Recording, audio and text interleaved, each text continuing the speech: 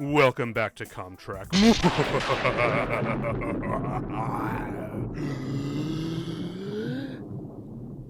Mandy. That was frightening. It's Spooktober, damn it. So, yeah, hi folks. We are here for a fucking weird ass movie tonight. And joining us is a guest star. You might remember her from our Nightmare on Elm Street, not Nightmare on Elm Street, Nightmare Before Christmas episode last No. season. No. Oh wait, no, that's right, Beetlejuice. Beetlejuice. That's right. We did Beetlejuice together. Mandy McClain, how you doing, Mandy? I am doing. How about you? Not too bad. Like, we're here with a movie of your namesake, and of course, as always, my regular co-host Sean Wheeler is here. Say hi, Sean. Hi, Sean. Smart ass. Hey, sometimes you gotta throw in a little bit of a dad joke. You know, can't deny. So, yeah, so we are here with a really fun movie for Spooktober, and of course, if you guys just want to like skip over our random bullshit that we usually talk about before the movie, there's a sync button in the below where you can just or a little timestamp where you can start the movie and just get right to it. So, but that said, woo, the Nicholas is uncaged in Mandy. So I want to know what was like some of the first experience with your guys' first experience with this one, because I want to get to mine in a moment, because it's kind of crazy. I very much felt watching this movie that it would probably be largely enhanced, particularly the slow build first half of it, if I in fact had the drugs the people in the movie are taking. Oh. Yeah. What about you? It right away I noticed the visuals. Obviously, I mean it is visually stunning. You just get a very weird vibe from it, and it is a very very slow process. Is the best way I can say it. You really gotta you gotta wait until Nicolas Cage is uncaged before it really starts getting good. No kidding. Yeah, because I believe my good friend Daniel Gill recommended this one, which, by the way, folks, he will be here for next episode. Won't reveal what the episode exactly is, but I assure you he will be here. But anyway, he kind of told me about this movie. Hadn't heard of it, hadn't heard any buzz about it, but he said Nicolas Cage goes more fucking insane than you've ever seen him ever. And I'm like, bitch, you really? Like, it's Nicolas Cage. I don't know if he can top himself at this point. You're like, it is And not he's like, possible. no. And so he sits my ass down to watch the movie, because I think we like rented it from Vudu or something, and we sat down and watched it, and he was like really unsure of himself, because he's like, I don't know if you're going to like this movie. I don't know what you're going to feel. And the whole time, especially in that last half, we're just like having the time of our lives, laughing, just like, holy shit, this is amazing. And he was so delighted that he was like, oh my God, I'm so glad you guys are loving this movie. And I'm like, are you kidding me? This is amazing. I never asked for this. But I am here for it. What I found most interesting when I was, digging into this and doing some research and looking stuff up, Nicolas Cage talked about channeling his emotional distress from his unexpected divorce into this role. Yeah. And all I could think about after reading that was just like, so how do we distress Nicolas Cage before he does movies? Because that is really bringing this out. Like, how do we make this happen? Because these are the Nicolas Cage performances we need. Yeah, exactly. Oh my God. Yeah, well, I mean, it's funny because like after that, he remarried, and he was only married for 4 days. Oh wow. Well, you. Well, I know, right? Nicolas Cage is an interesting fellow. I mean, he had his mainstay Hollywood heyday, and then it's just been like, I'm doing whatever I want in a really weird sandbox. and I don't care that it's good or bad half the time. You're just like, okay. You know what? More power to you. Well, yeah, and I mean, some of the reasons, obviously there's been a lot of speculation as to the reasons behind it, and part of it has been said that it's because he needs the money after he lost a lot of his fortune to Bernie Madoff. So, yeah, when you get taken in a Ponzi scheme, it's never good. No kidding. Like, I actually heard that he stole a Chihuahua while drunk once, and he also was able to steal a copy, a really nice, like near mint condition copy of Action Comics #1, which is like the most treasured comic book ever made. I think either he stole it or he ripped off some auction for it, but yeah, he eventually got himself a copy of Action Comics #1 for a little while, and I think he lost it. No, I think what you're thinking of, if I remember correctly, he had a bunch. So he's an avid comic book fan. That's actually where he gets his name. He took Cage from Luke Cage. He got robbed at one point. And I think, if I remember correctly, I think Action Comics is #1 is one of the comics that got stolen, and he'd collected the insurance from. But then several years later, like they found the stolen copy and recovered it. Ah, okay. So I think that might be what you're thinking of. It might be. I know that this happened with a stolen comic, and I think it was that one. Yeah. But I'm not positive for sure, but I do know that Nicolas Cage had filed a massive insurance claim for a stolen comic book, and they eventually found it later, and that could be what you're on about.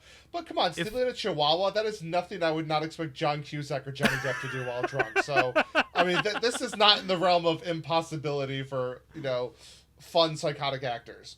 I know, right? And the performance that he turns in is, I can't even really describe. It's because I actually remember because we were gearing up for Spooktober, Sean, and I realized that you hadn't seen this, and I'm like, you really need to see this movie. It's a slow build at first, but then there's a shot in the movie halfway through where Nicolas Cage goes fucking crazy in a bathroom. He does. And from there, it's all fun and games. Yeah, and we'll get to that because I really do like that scene. But again, I want to revisit this because I've only watched it the one time.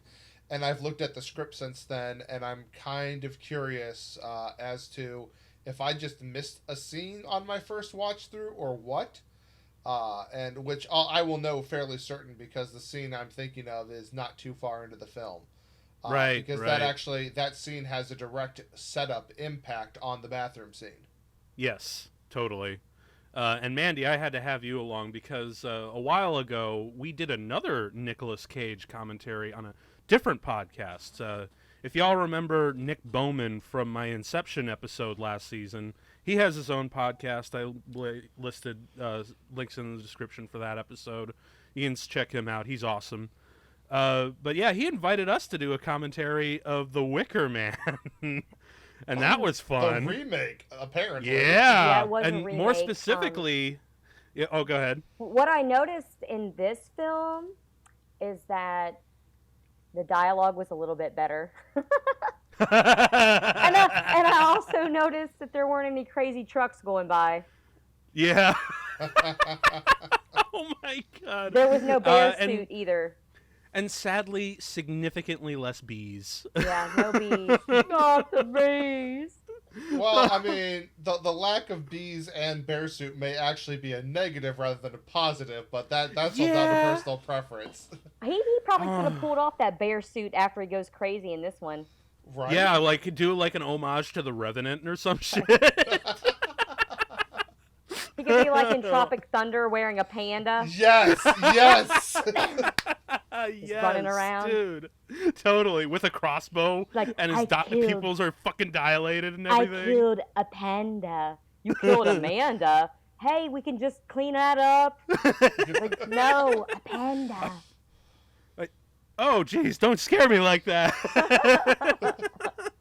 I don't know. I mean, honestly, the PR might be worse in this day and age if you kill the panda versus killing a person named I Amanda. know. I hate to Jesus. say it, but I mean, that's probably true. Harambe. These are truly strange times that we live in. But this Oh, is yes. why we, take obnoxious amounts of LSD and escape into movies like this. Exactly. I don't know if an obnoxious amount combined with this movie would be a good idea.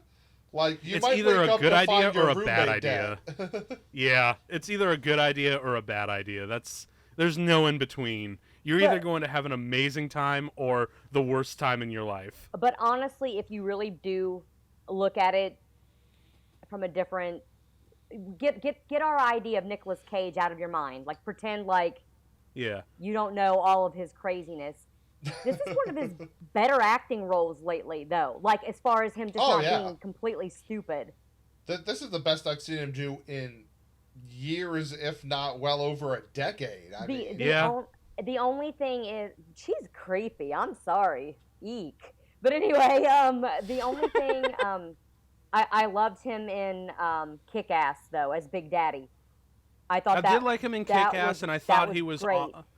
Yeah, and I also liked loved him in... Oh, go ahead, Sean. I liked please. him in Kick-Ass to a point. I think my issue is I'm very much a comic book person, and I was much more at the time. And so while I liked him in the role to a certain extent, the film overall just didn't live up to my expectations from the comics. Right. And so it was like, okay, like, you're good there, but this whole movie didn't quite do what I wanted it to. So you were basically pissed off at the whole movie anyway for not being what you wanted it to be. A little bit, but I've also kind of come to terms with almost every comic adaptation I look at. I'm like, well, this isn't going to be what I want, but let's see what they did. Right. I mean, Yeah. with the exception of, Marvel, but that's because they've approached it in a way where it's like, oh no, this is its own universe, and we're not tying it to the comics. And I'm like, oh, thank you, let's do that. Right. Yeah. So the why only is other she thing that I creepy? really liked Nicolas Cage in this era of the 2010s was, I think, him doing the bit part as Spider-Man Noir in Into the Spider-Verse. That was actually a lot of fun. Yeah, that that's was a lot of actually- fun. I'm not mad at anyone involved in that movie. Oh, God, no. Are you kidding me? That one's a work of art. So I guess we should probably start the movie then, huh? Yeah, let's get to Yeah, it. let's do it. I'm already ahead of the game, guys. All right, let's do it. All right, so folks, if you've got the movie queued up back home, if you can find it on Blu-ray, streaming, wherever you can, we're gonna get this bad boy started in 3, 2, 1, click, and here we go. So, yeah, we as per many indie movies, we've got a lot of crazy, weird, what do you call it? Productions that produce these sort of things. And yeah, that's like one of the best things about going to an indie movie, I think, is always seeing like the weird different production companies that finance the movie, because you never see them. Well, yes, but on almost every film you'll find, particularly on any non-major studio film, you will always see a production company name that you will typically only ever see once. And it's usually because that production company was made to insulate the film from lawsuits. And so that's why it's a one-off. Because it's like, no, that's the company they officially made it under. So if somebody comes after them with a lawsuit, none of the bigger players have any liability. Yeah. That, and plus, we live in such a crazy, oversaturated culture of influx of movies and television that usually those production companies, they start up with really good intentions and then they just implode from the competition. Yeah. That's the other sad thing. Then we get our first quote, which you would expect we'd get a title, but we don't until a full hour into the movie. I think it's actually like an hour and 15. Yeah, it's crazy. Like, that's like one of the more bold things about this is like, no, let's not show the title until... Yeah, and particularly it's, usually when you don't see a title at the beginning, they wait till the very end. And the fact that they do that, like, in the middle like that is as you say, very unusual. Well, they do some like weird things on here. I guess they break it up by chapter or something. You'll see like a title go across the screen about Yeah, a like, little bit. Into the woods, and I don't know what it says, but It's they do it's a break little it up. Tarantino. But yeah, man, and also you know what the other thing that I actually genuinely love about this movie, it's the score. Oh yeah. I was gonna mention that it's got a really really interesting vibe to it. It's almost like kind of synthwave to a degree at some parts. Yeah. Johan Johansson did the music, and this was actually his last films that he scored, because he died shortly after this movie was finished, and the film's dedicated to him. But it really goes out to my heart, because Johan Johansson has done some amazing scores in the last couple of years. Like, he also did Arrival with Denis Villeneuve. And he was actually supposed to do Blade Runner 2049, but he wanted to do this one, and due to his health issues, he just had to ultimately drop out of Blade Runner and have Hans Zimmer replace him, which Hans Zimmer did a really, cool thing with it, but I would have been beyond fascinated to hear what Johan Johansson would have done with that movie. I have to mention, just watching this this time, I'm listening to it on headphones as opposed to through speakers, and that opening audio hits different. Like that repeater noise, almost like a helicopter, comes through way, way sharper. And I always find that interesting. I've noticed that a lot. When I watch films with headphones and stuff, I'll tend to get more audio more similar to what I would hear in a theater than just listening through my general, stereo speakers. Yeah.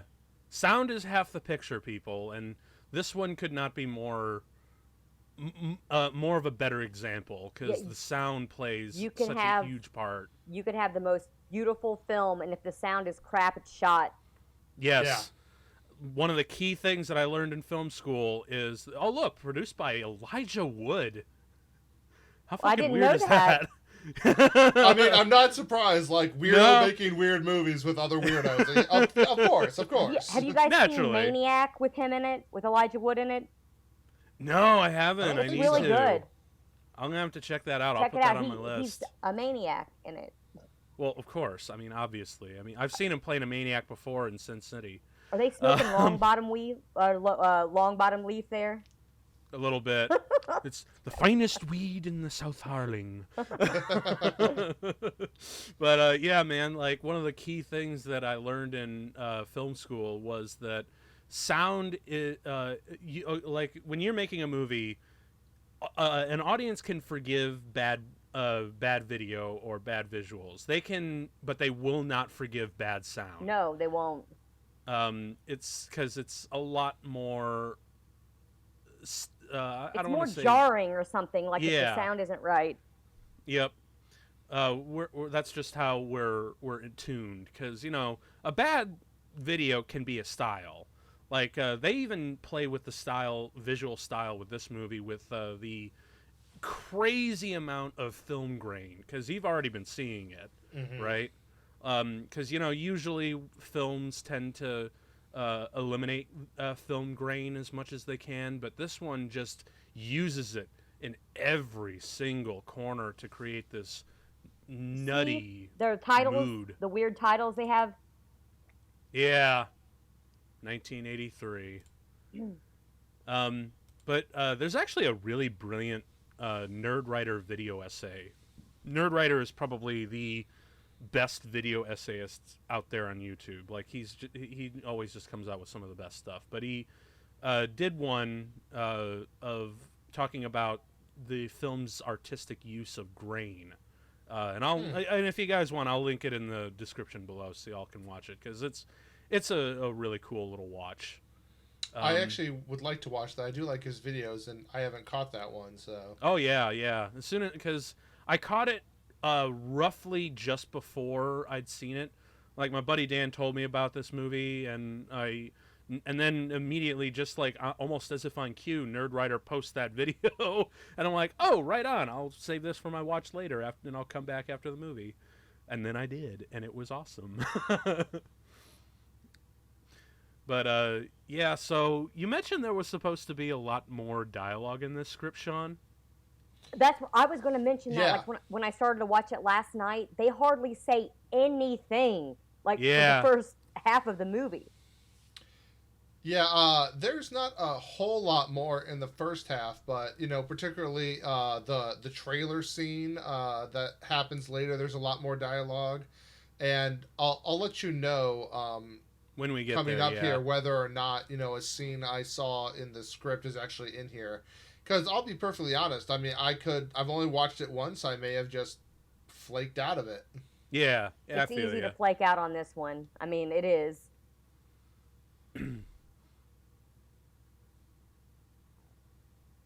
Maybe that's why he was such a good actor in this one, because he didn't have to talk that much. Well, it's also really weird because I remember, especially in the early 2000s, Richard Roper, I think this was when he was still doing the show for the Chicago Tribune with Roger Ebert at the time. But I think it was in the review of The Sorcerer's Apprentice, or whatever it was called, I forget. But he, it's weird because this movie breaks a fundamental rule that Richard Roper kind of made, which was the crazier Nicolas Cage's hair is, the crazier the performance is going to be. His hair should have been 'cause- out to here in this one. Right. His hair should have been like, he should have been looking a little bit like Con Air again. He had keep the beard and the crazy long mullet. Long hair. See, I was gonna say do him up like O.J. Simpson from Naked Gun, just like full on fake afro, like hair everywhere. I think that would have been a little too much for this movie. He should have just been standing on top of a mountain with a chainsaw with his hair blowing in the wind. Yeah. Oh, yeah. By the way, you mentioned Chainsaw. I just realized watching this again, like in the opening where he's, they clearly establish him as like a logger and whatnot. Uh-huh. But I'm like, oh shit, they did actually kind of set up that amazing Yep. chainsaw fight. Yep. Mm-hmm. Like, that's awesome. I love it. Yeah, because I think the other thing that popped into my mind when I first watched this movie was my film college instructor, Lucas Ostrowski. And Luke, if you're listening, I know this is probably one of your favorite movies. As a matter of fact, I'm almost certain that you're listening to this episode at one point or another. But yeah, this kind of, when I watched this was kind of the perfect Lucas Ostrowski movie, because I was working with him as one of the production assistants on his short film Beneath the Crawl Space, which was, it was basically about a dude who was kind of a lapsed Catholic, and it's a really crazy, 1980s grunge movie where he finds himself into the underworld, and we built this crazy snake skeleton skull crossbone thing, and I actually did some sound design for the underworld as well. And yeah, man, and when I watched this, I immediately thought of that movie. I'm like, this is the greatest Lucas Ostrowski movie ever made. See, Uh, sorry, cutting you off. yeah, That chick you're would good. creep me out if I was him. She just Oh, this part? she's creepy. I know that he loves her, but she's creepy. She was just creeping Well, in the this is- water. It's the much better Lady in the Water, the non-Shyamalan Right. movie. Than one that's far more interesting and less. It's just as fucked up, but it's not as confusing. See, now, I'm not being an ass. I'm literally asking you. Did they make one eyeball bigger than the other, or is it like that? Did you see how No. the I think it's kind of a similar thing, because I remember them doing this on The Last Temptation of Christ during like some of the more intense scenes with Jesus and with Willem Dafoe as Jesus. I just they watched that the actually- other day. Oh, that's great. love Last Temptation, end all be all Jesus movie, but they actually poured eye droplets in directly into to dilate the pupils, and I'm 90% that's exactly what they were doing in this movie constantly. Because you look at the close-ups of them, and you can see their eyes are just completely fully dilated. You can see their brain if you look close enough, right through their eyes. Yeah, exactly. And you know what? I'm pretty sure that, if he could take advantage of that, photographically speaking, he would. He would have. This is what I was asking about. We'll pretend like this didn't happen, but this was what I was asking about before. Oh, the dead animal? A deer? Or what is that? I believe that is... I think it's supposed to be like a stillborn deer. It looks like an alien. Well, I mean, I wouldn't be surprised if that was like a little prop thing that someone cooked up. But yeah, I think Sean's right. It's like either like a dead baby deer or just like a stillborn, like you said. That's actually a really cool little interpretation, and that's something that this movie does a lot, is like it doesn't give you all the answers. It just kind of like, hey, let's just have some fun with this. Because like you mentioned, Sean, that there's not a whole lot of backstory, but well, there doesn't need to be a ton of it, but and we'll see coming up, because I think not too far from here is the scene in question that I'm wondering whether or not is actually in this movie that I read in the script. So okay, because I know he's like it's obviously supposed to be 1983, because that's also like the year that Panos Cosmatos is kind of obsessed with in a weird way, because he did make another movie that supposedly takes place in that year, which is Beyond the Black Rainbow, which I still haven't seen, but Beyond the Black Rainbow does a lot of these crazy like acid trip, highly grainy aesthetics, but it's almost plotless, so it's really more of an experimentation film. But yeah, he just like went really, really nuts with it, and I still have yet to see it. But apparently that movie takes place in '83, and Nicolas Cage also works as a logger. Might have been a veteran, because he talks to Bill Duke later in the movie, and there's. And really, that's all you're kind of given. Oh yeah, and he also might be a recovering alcoholic, because. Let's face it, when you pull the vodka bottle out of a drawer in the bathroom... The fact that you're saying this, I'm now fairly certain the scene that I read in the script isn't in the movie.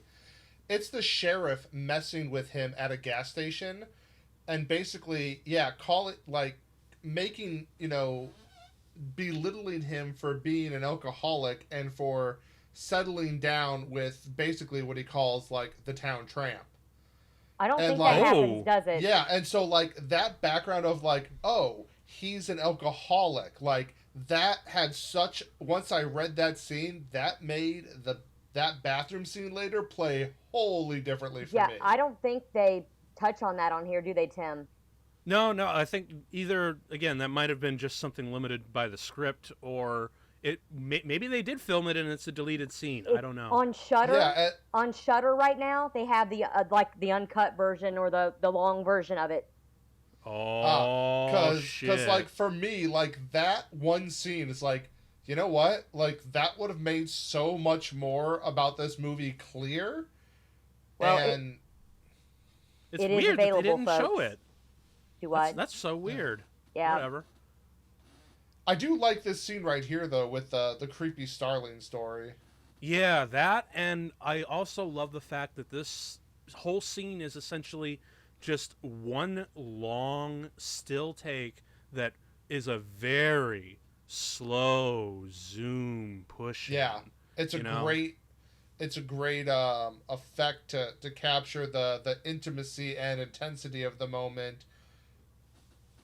And what I also really love is because it's clearly a zoom lens, which I've talked to a lot of cinematographers. They don't like the zoom. They don't. They really don't. They're like, look, if I'm gonna if I want to push in on an object or a subject or whatever, I'll dolly in. Right. It just feels net. But what people don't realize is the zoom actually can flatten the image. Right. Like one of the best uses of the zoom lens that I've ever seen was in Stanley Kubrick's Barry Lyndon, where they had these incredibly static images with very little movement, but he used a zoom lens to do these slow push ins or push outs, and it flattens the image and makes it look like a Ken Burns documentary. You know, well, like I you're do seeing know that Kubrick is a cited major influence for this director. Oh yeah, Cosmatos is way into it. I mean, and it does totally show with the kind of slow burn, methodical kind of things, and of course, like I said, with the zoom lens, it's still being used here. But actually, did you know how Panos Cosmatos got his start in the business? Wasn't he one of the crew on Tombstone? He was he was one of the assistant operators on Tombstone, but his father was the director of Tombstone. Oh. Ah. Yeah. One of my favorite movies, by the way. Oh yeah, dude, Tombstone's fucking awesome.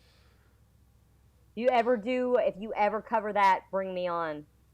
Oh, will do. Absolutely. I will definitely keep y'all in mind. Tombstone is one of those excellent movies where there's like so much good, but there's also those couple moments where you're like, oh, which almost makes the rest of the good better. Yeah, as much as I love that movie, I still get a giant laugh every time you see that slow motion close up of Kurt Russell going, "No!" Yeah. That's And I mean, you know that everyone involved in that film was so happy that Star Wars made a more notable and problematic no. Oh man. Okay, so now we're going through the forest here with Mandy. If and I believe saw this is, a red forest like that, I would not walk through it. I would be scared. I don't think this is her point of view, because I think this is the first encounter that we have with the cults. But I mean, visually, like family. I mean, obviously this is not natural, but I love the lighting takes and effects here. You know, the constant creation of making the film and the world seem otherworldly. It's Yeah. really they did a really good job with that. Yeah, love- and I mean, you know, with the planet tie-ins that they deal with here, it's like it almost makes you want to think like it opens possibilities. Like, are they trying to reference Mars here? Right. You know, like violence, Yeah. danger, war.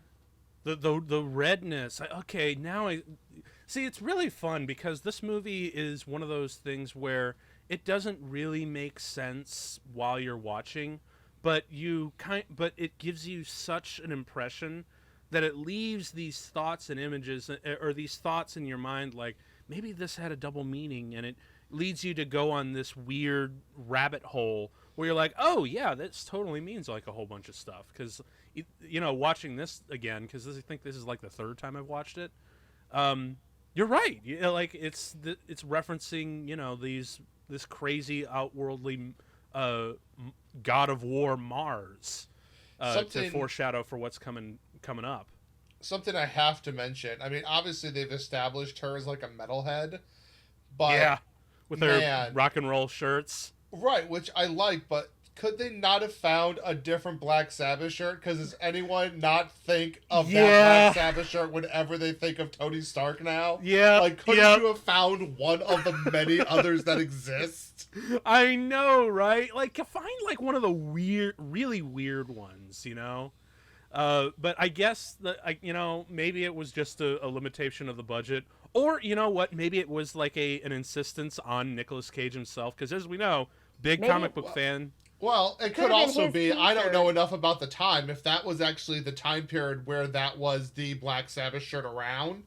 So it might actually be time appropriate. Right. Maybe. I don't know. Again, we'll have to just go down that rabbit hole. But, oh, dude, the title card with the Children of the New Dawn. For the record, I love the font. Yeah, man, and how it these crazy visuals dance in the word. But on the soundtrack, which by all means, please get, because the soundtrack is amazing just to kind of sit and listen to, because it's got this crazy ethereal thing going. But the track "Children of the New Dawn" is probably hands down my favorite track on the entire soundtrack. It's amazing. I'd recommend just giving a listen, especially if you're driving at night. Sounds good. Oh yeah, dude, I've got a whole night driving soundtrack. Especially if like it's all changing colors outside and stuff, and one minute it's red, then it's really if it's grainy. raining. Yeah, shit, yeah. Okay, so now we have our cult leader, played by Linus Roach, which, as you know, like going back to the comic books, if we're big fans, he's fucking Thomas Wayne in Batman Begins.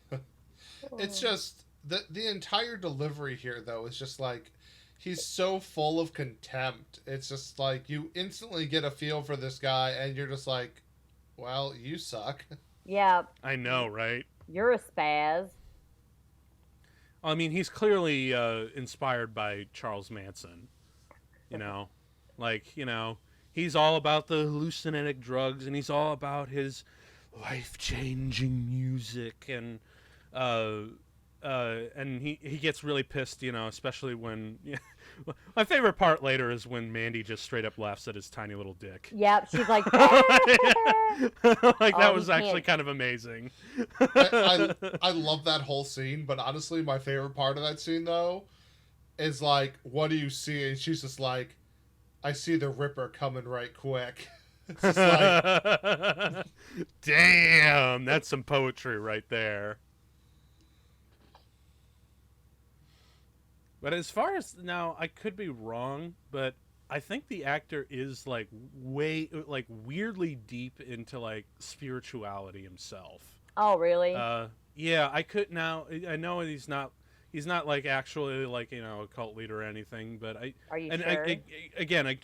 I could be totally wrong, but I heard somewhere that he is actually way deep into like, you know, spirituality and has like these seminars and shit in addition to his acting and whatnot. now, this wonderful actor here. Oh yeah. This was the second movie I'd seen him in a week, because I had just recently beforehand watched Guns Akimbo. And oh my god, you're totally love right. him. I love this guy as a villain. Like, he is... And this is such a different take from that film, but in both of them, he's just a complete, like, scumbag, and I love it. But here he's like a weirdly, like, loving, compassionate one. Yeah, and as always, he's this time around he's playing first lieutenant in this weird but I mean, you can see the love and affection in his face, and I mean that is just wonderful acting. Yeah. I also love the curly hair, the absurd hair, and the ugly yellow T-shirt that they give the kid. That would be and me course... sitting there drinking a big gulp or whatever, while all this cult shit's going on. with a big thing of fries. Ooh. Yeah. Fuck, now I want fries. Yeah, I know. I was trying to start my diet over today, but yeah, 2020 just kind of keeps getting in the way, doesn't it? it really does. It really, really does.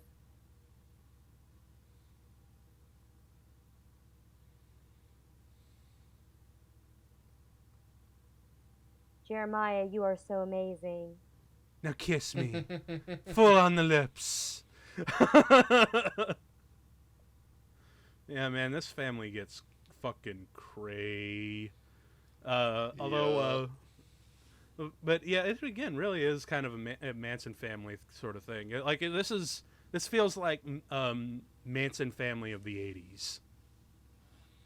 Yeah. It's also weirdly stuck in the 70s.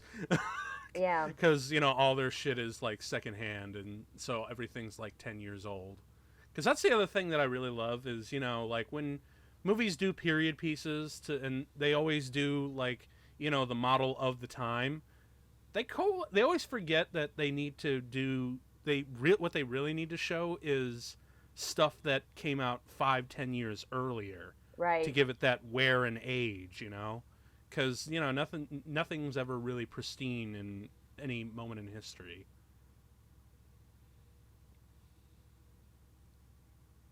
Has Oh, the this is actress so that played creepy. Mandy, has she done a lot of work? Because I've never seen her before. Let's see. Let's see. I know she was in The Death of Stalin. She was. Oh yeah, she was in Birdman. I have not watched that yet. What? Birdman know. is amazing, dude. Who was she in The Death of Stalin? She was Sylvania Stalina. Yeah.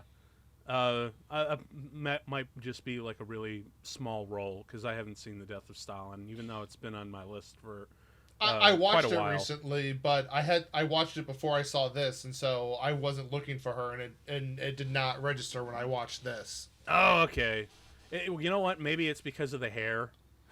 Yeah, it could be. Yeah, because the hair it is kind of crazy and bushy, and Like kind of mine? unkept. Like, Mandy, are you just saying that you want to be the one to play Mandy in this movie? Is that what you're saying? I would play it in the movie, but I wouldn't want to be her in like real life because some bad shit's about to happen. No kidding. I Like, love how creepy that like old devoted woman, of the She's a cult creeper. is. Like they did Yep. a great job with. I mean, she does a great job with the performance. They did a great job casting her. It's like she pulls it off perfectly. One of the other things that I really love about that scene is every time it cuts to her in that scene, in the foreground, even though it's out of focus, is the American flag. I didn't notice that. Yeah, so it's like... America! Bang, bang, bang, America! bang, bang! We're all gonna die because we're in basically a fucking cult. But okay, This guy's this a guy weirdo. here. He's strange. I remember watching this the first time. I'm like, dude, close your damn mouth. Flies Right? are gonna get into that shit. He's got the nice mullet going on. The slack-jawed mullet man from the 80s. Like, only in a movie like this could you find a character like that. Right. But yeah, this is a moment where they're going to summon the crazy four-wheeler leather guys that are that haven't been right since they dove their noses deep into it. Yeah. So something I want to mention: the fat guy part of this cult, who they talked about offering up as a sacrifice. Yeah. Looking at the original script, he was like one of a pair of twins, and Oh. like originally the other twin was supposed to basically be abandoned at the cabin to sit there and finish off Nicolas Cage's character. And that's actually supposed to be like Cage's first kill before he even goes to the alcohol and starts the rampage. Oh. And I thought that would have been a very interesting, take, but for whatever reason that didn't Maybe they just materialize in couldn't- this cut. Yeah, maybe they just couldn't, the casting director just couldn't find a really good set of twins or something. Yeah, So they and trying to do that back and forth, trying to do one it. actor. Yeah, it's more complicated and difficult, and with a movie on a lower budget like this, that might be cost prohibitive. Yeah. And then the other but they still managed to really make it work because when you look at all of these family members, he's the one that does stand out the most. Like, what the hell are you doing here, kid? Right. Oh, in this part where he, Oh, what we creeper. all have that one. There's always that one asshole in every family that when they're bored they just roll the windows up and down, up That's and me. down, and up and I also draw on the condensation.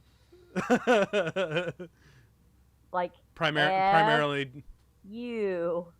Oh, see, I was gonna say primarily you're the one drawing penises out there, right? I do draw wieners on the windows.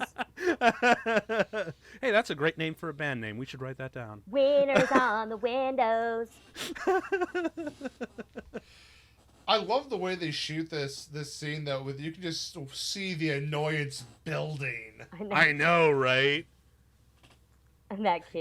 You know who the kid that they sacrifice? You know who he reminds me of? He reminds me of the kid from Bad Santa, all grown up. Yep.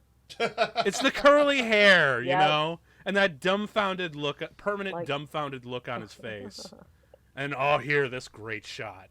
This is a great shot with the, because you don't know what the hell that shit is until you see the alien dark outline of the four-wheelers. But this guy the looks smoke. like he's about to snap, dude. Yeah, I mean, he looks genuine. It's like it's really great build, because when you realize that these fucking psychos are scared of these guys, it just tells you how unholy these creatures of the night are. They need to be having American flags on the back of their four-wheelers. No, they're beyond that. They're beyond anything, not just this country, but of this whole world. Jesus Christ, this sounds... Looks like what was it, the Night King? Looks like something out of Hellraiser, man. Right? It's fucking intense. Only if Hellraiser was photographed on LSD. Right. Oh man, that's basically this whole movie, isn't it? Pretty Hellraiser photographed on LSD in the 80s. Maybe some cocaine in there for extra spice. Definitely some alcohol. Nicolas Cage showed us that. Soaked in rum, cocaine, and LSD. Mostly there LSD. You go. But the cocaine is mostly just like a little salt and pepper shake.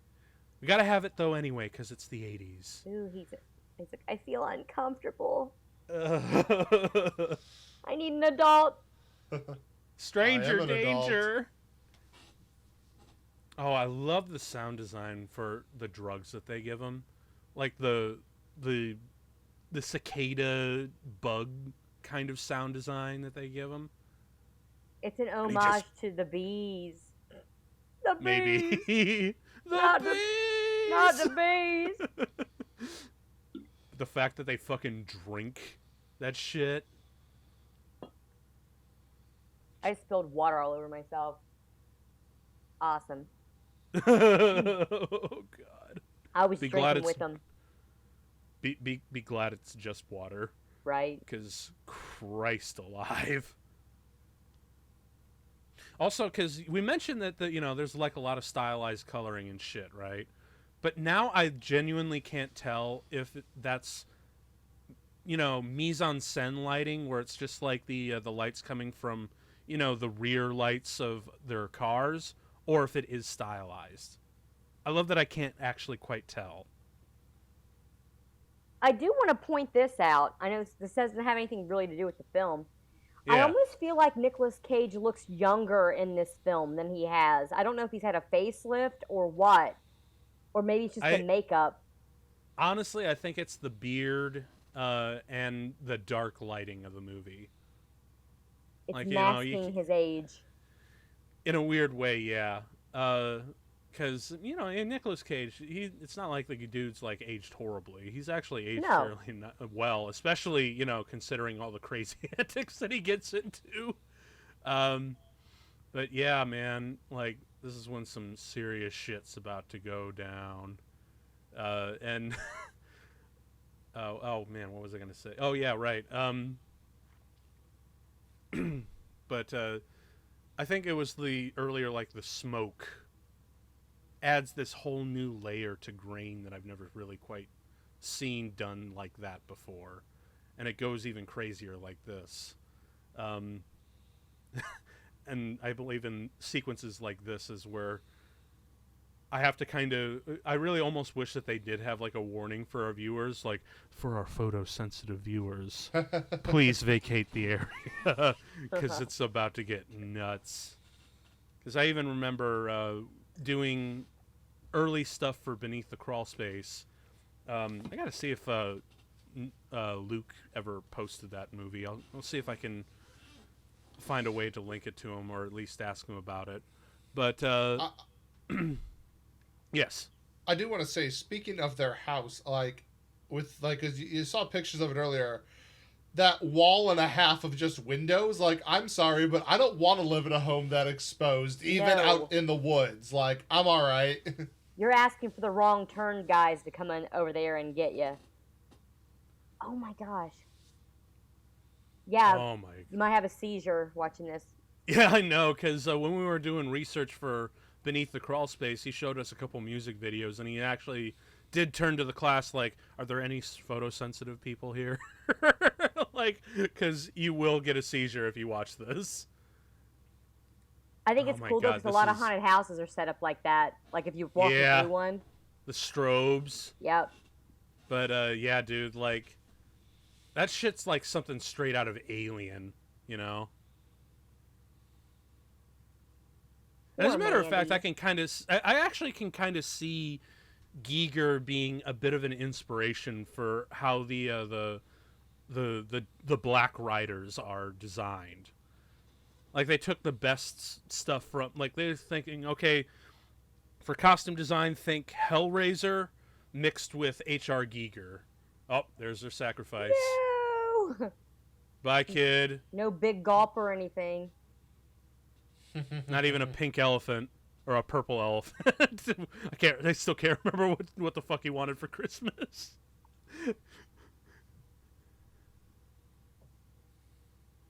Oh shit. And now this sequence, man.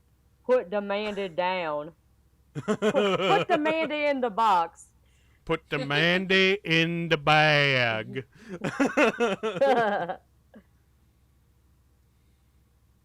Oh, right. This is the whole sequence where they try to assimilate her. And, you know, when you get down to it, how fucking petty is it of the cult leader, Jeremiah, to assimilate her just because, you know, I saw you walking down the street and I thought you were really hot. Yeah. Let's assimilate you. I love that Black Sabbath t-shirt. It really did it for me. I get, yeah, I'm still with Sean though, because I'm like, can we have like one different shirt that isn't totally like where I'm thinking of Iron Man and the Avengers?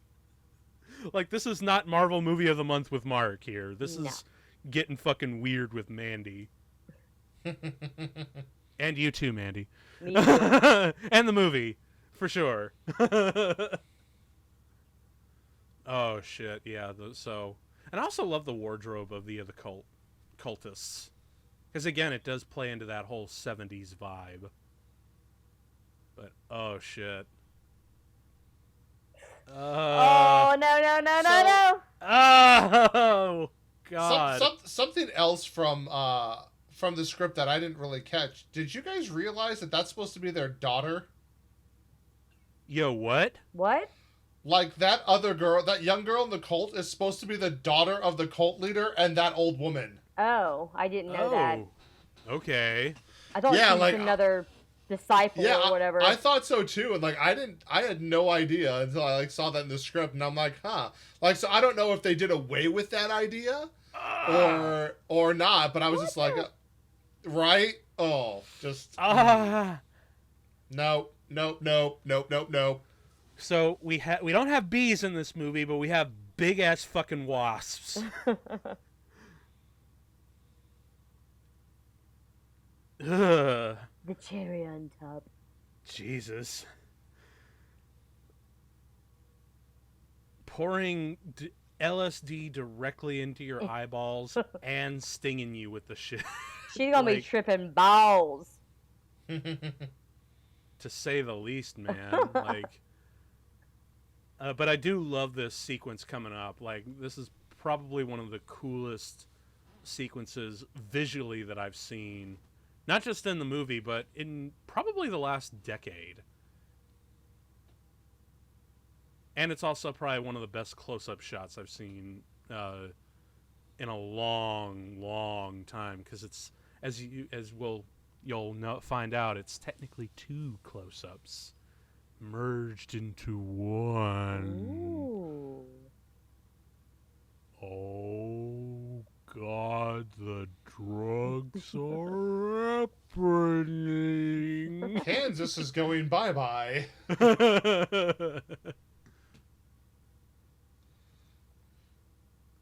Also, another thing, because we talk about when we see movie effects and they're how like in really cheap movies and they do these really dumb cheap effects that you could easily have done in Windows Media Maker or Windows Movie Maker, the most basic editing software ever.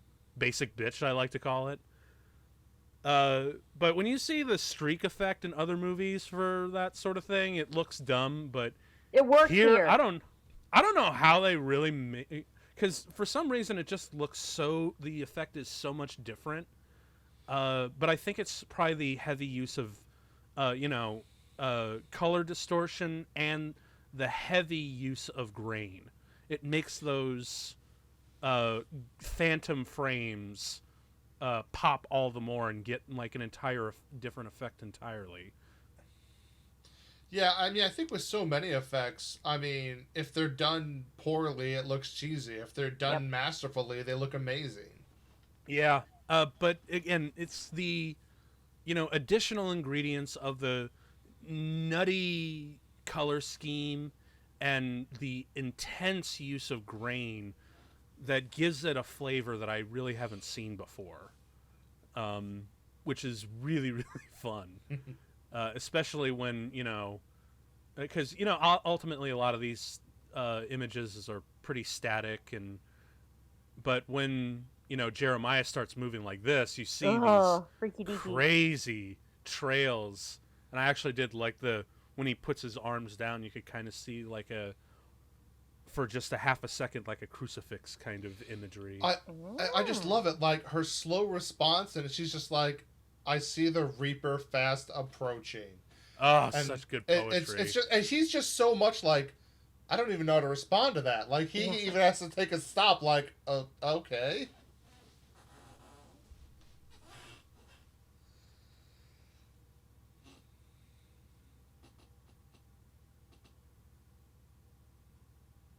Oh, shut up. Your music sucks.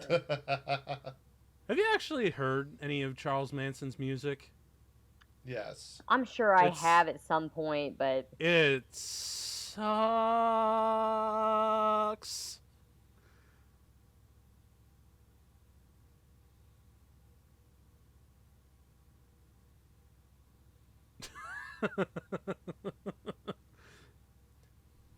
I'm almost surprised. Go ahead. Yeah, I was about to say, I'm almost surprised that they didn't directly reference the Beach Boys, because as you know, that was Charles Manson's whole thing. Like he was like all pissed off about how the Beach Boys wouldn't accept him, and they thought his music sucked, and it's really amazing how like some of the most famous sociopaths are just failed artists. Oh yeah. Yep.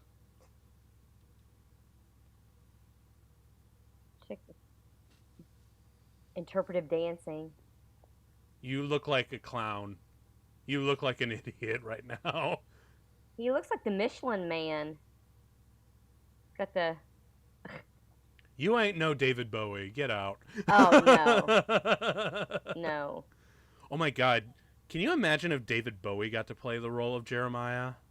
It would have been just amazing. As like a weird, like, in-joke. It would have been amazing.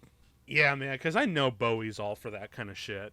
Like, he always appears in the weirdest of places.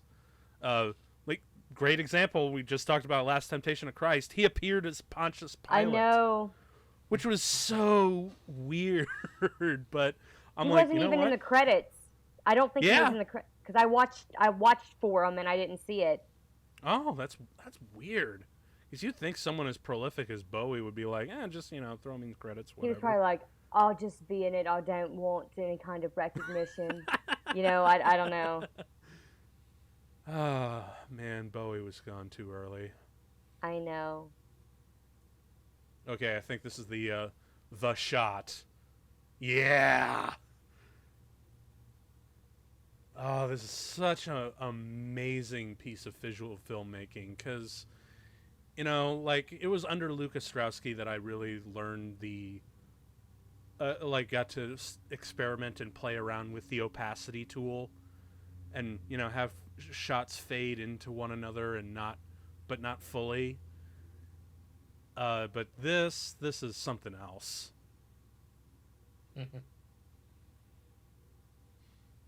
And the cool thing is that it's not just a gimmick thing, you know? It's actually, there's purpose behind it. Because, he's literally trying to assimilate Mandy into his world, make her of his image. So to, do that kind of fading in and out is amazing. That is really cool.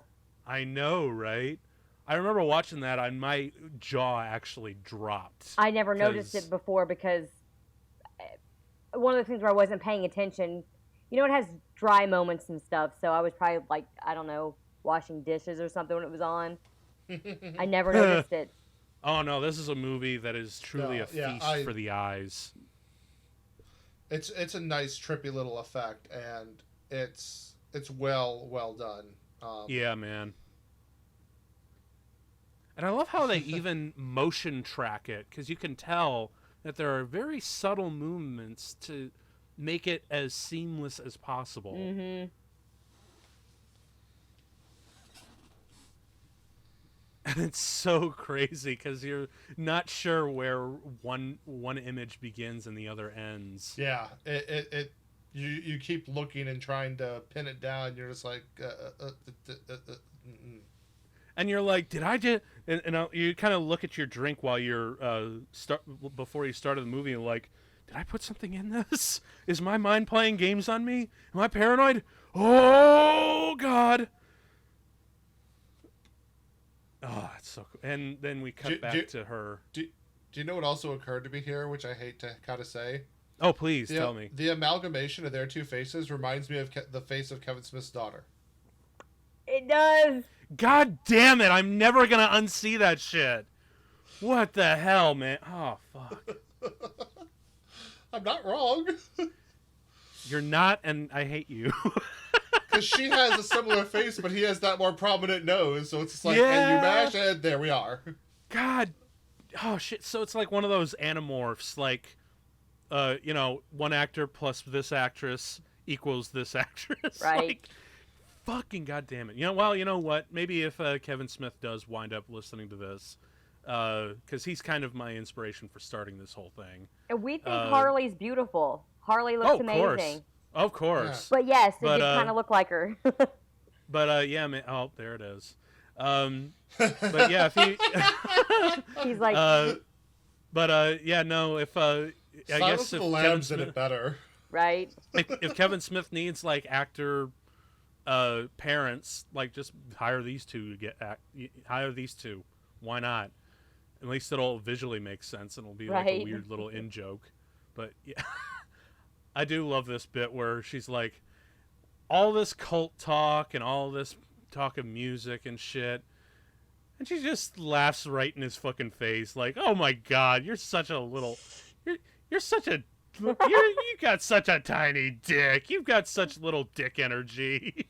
Because I remember like my fiance and I were watching this for the first time, and just like she was just cracking herself up because he's like, "Oh my God, this guy's the ultimate fuckboy.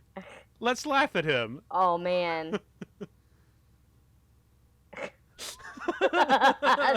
She's laughing more now.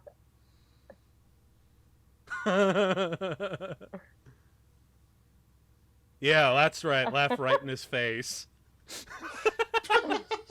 Jesus Christ.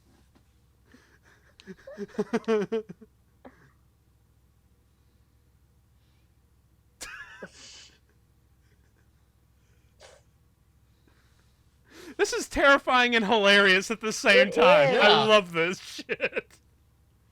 I love this shit, man. This is what Spooktober's all about. Oh, man, dude. Poor Pickles. He's still all beat up. Pickles Cage. Pickles. I did send you that, didn't I? Way back. I've had them before. I had a Pickles Cage on my thing before, but it's a pickle that looks just like Nick Cage's face. Good old Morty! Pickles. Morty, I turned Nicolas Cage into a pickle! It's Pickles Cage!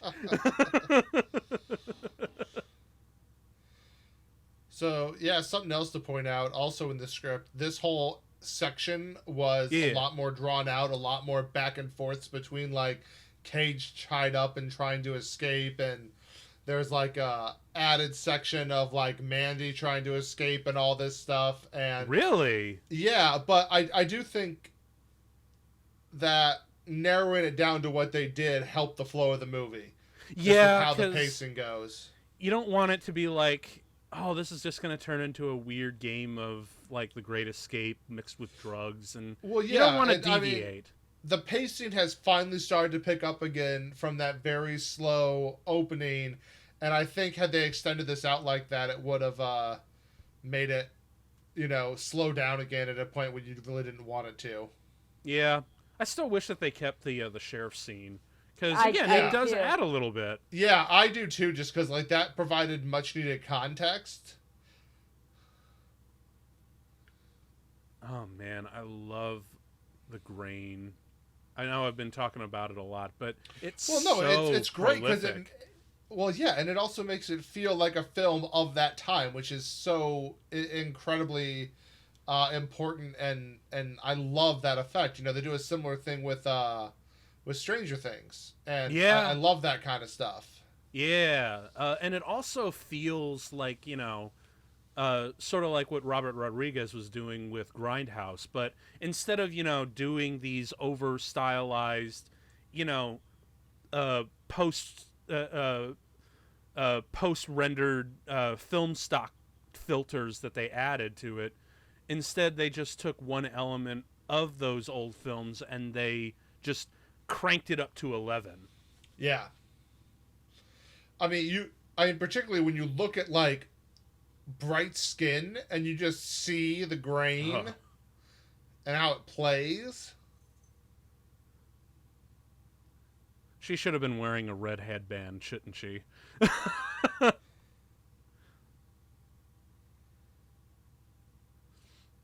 But yeah, you're right, because because even when the image is really still, there's a lot there's still a lot of motion there. Mm-hmm.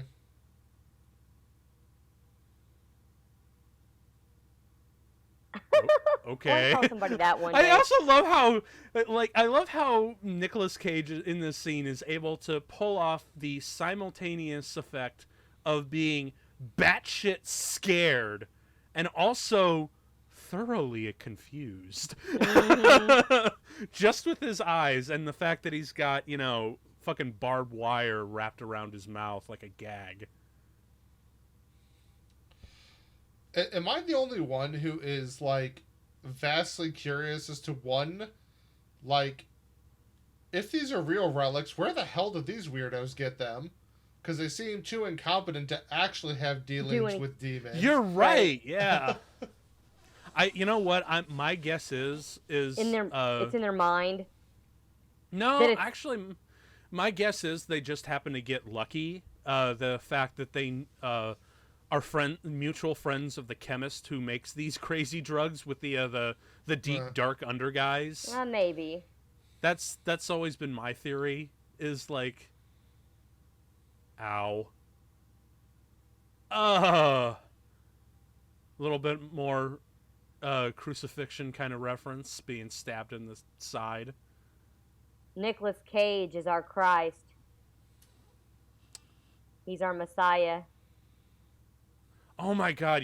Now I'm just okay. So I think of, like, because it's not that shit. What crap? What Linus Roche. It's not that this guy does a bad job as Jeremiah. Not at all, in the slightest. I think he's great in this. But I just thought, oh man, how great would it have been if this was like Willem Dafoe? I was just thinking that. I swear I was just ready to say it.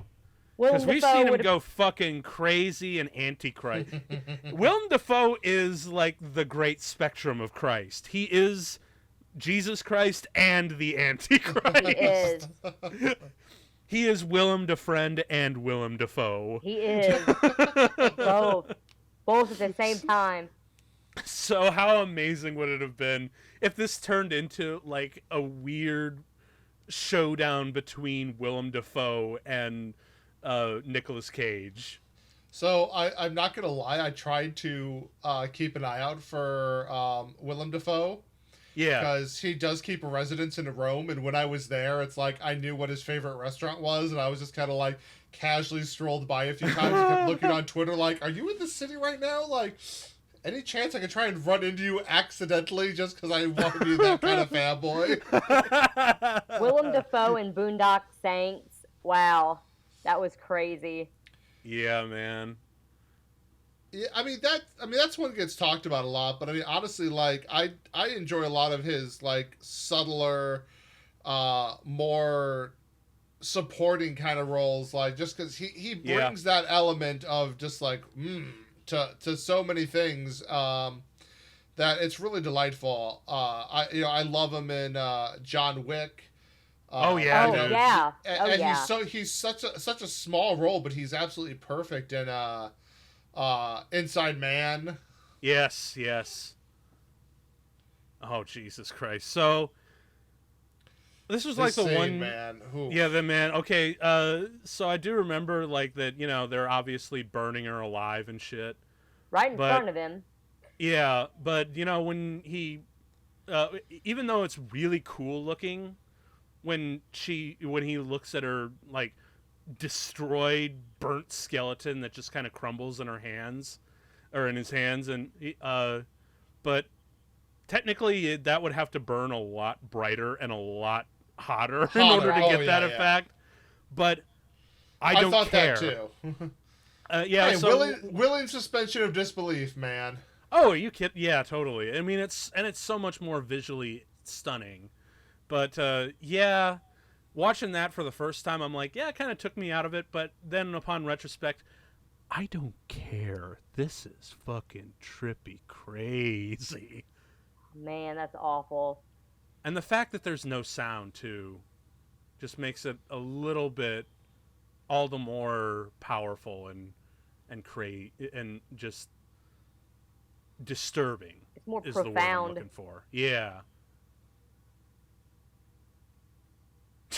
Look at that weirdo. Yeah, okay, dude. You're having a little too much fun here.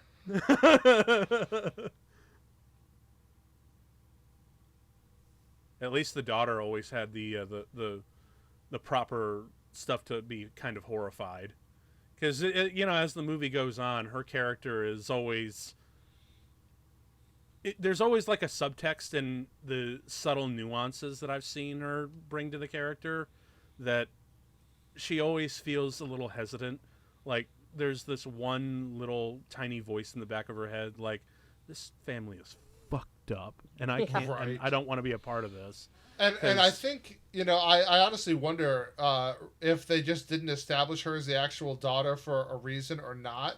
But that plays so much more sensical to me. Like, oh, she's the daughter. She's been raised in this. She doesn't know otherwise. Like, that's why she's still here. Yeah, I mean, for me, it does. Personally, it doesn't add too much, because, again, it's such a minor character. Right. I adds a little. I didn't say it was, like, groundbreaking. Yeah, totally. It adds just a little bit. But, upon retrospect, it's not really needed, because it's all about... It really is, at the end of the day, a Nicolas Cage movie. Yeah. And this performance is just so heartbreaking. It is. And I also even love the attention to detail in the makeup, not just with the sweat and the blood and the tears, but the fact that they even went out of their way to even give him these gigantic armpit stains as well. Like, that's something you never ever want to do on your main star, but for some reason it just works so beautifully. Well, I mean, after all that, he's just a real person. Like, that's kind of the point. Like, yeah, he's this burly working man, and it's like, yeah, that makes all the sense in the world. Yep. And after all that horseshit, all that insanity and mindless violence, they just decide to fuck off. And you would think that they would just, kill Nicolas Cage too. No, they like leave him to suffer. Slit his throat while he's tied there. So, because the old saying, "Dead men tell no tales," but they just decided to leave him, and what a stupid ass idea was that.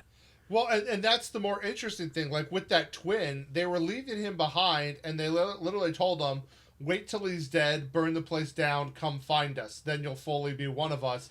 And then they're joking on the as they're going away that he's too stupid to ever find them.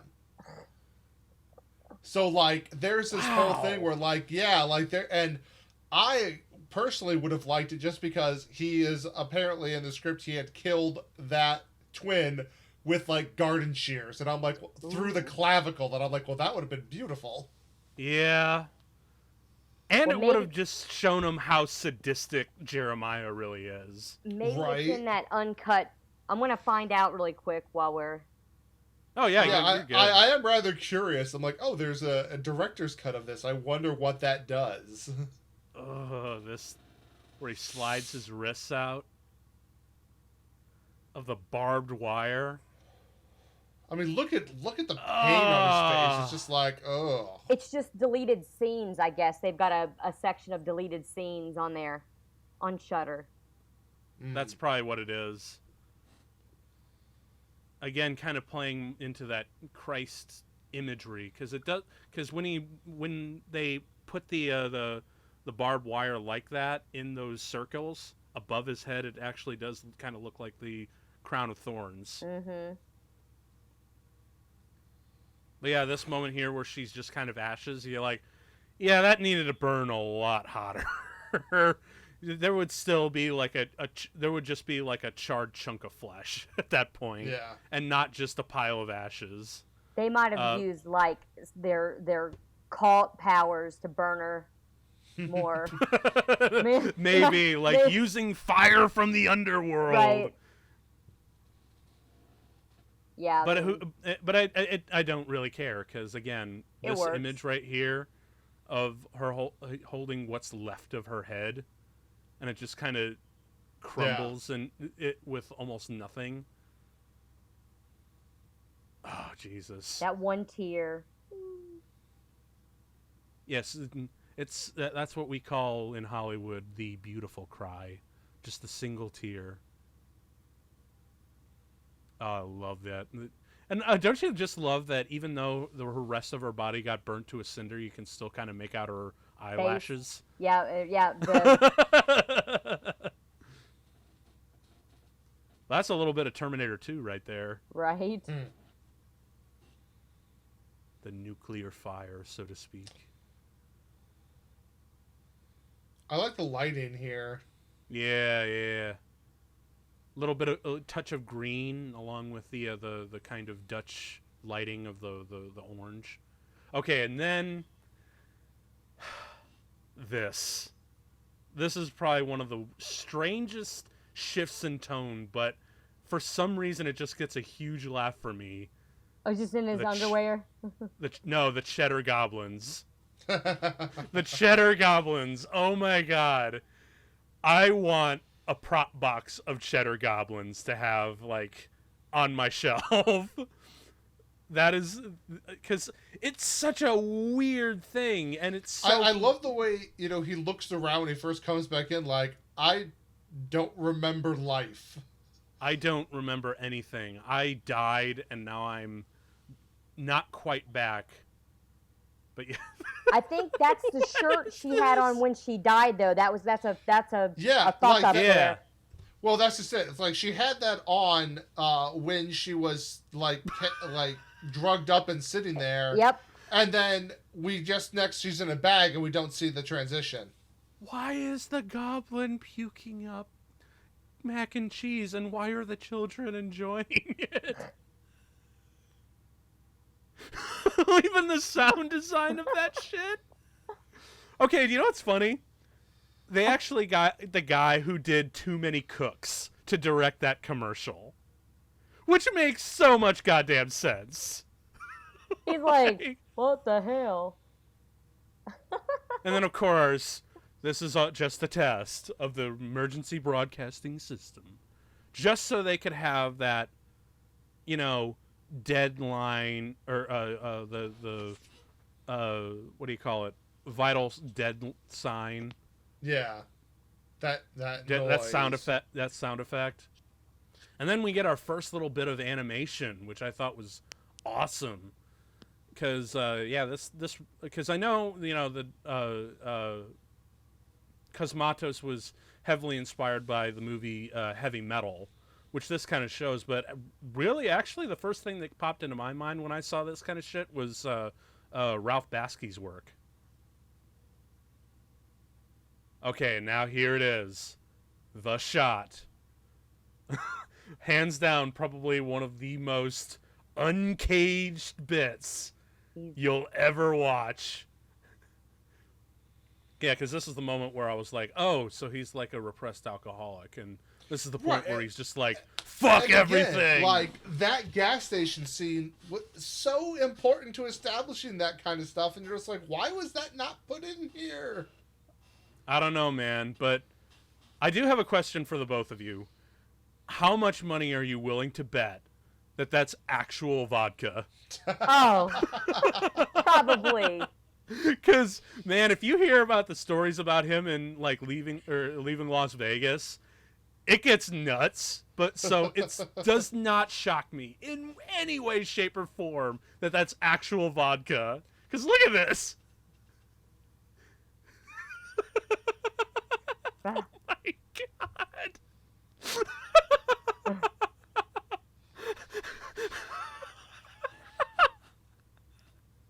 Oh my god, it's Release amazing. the beast!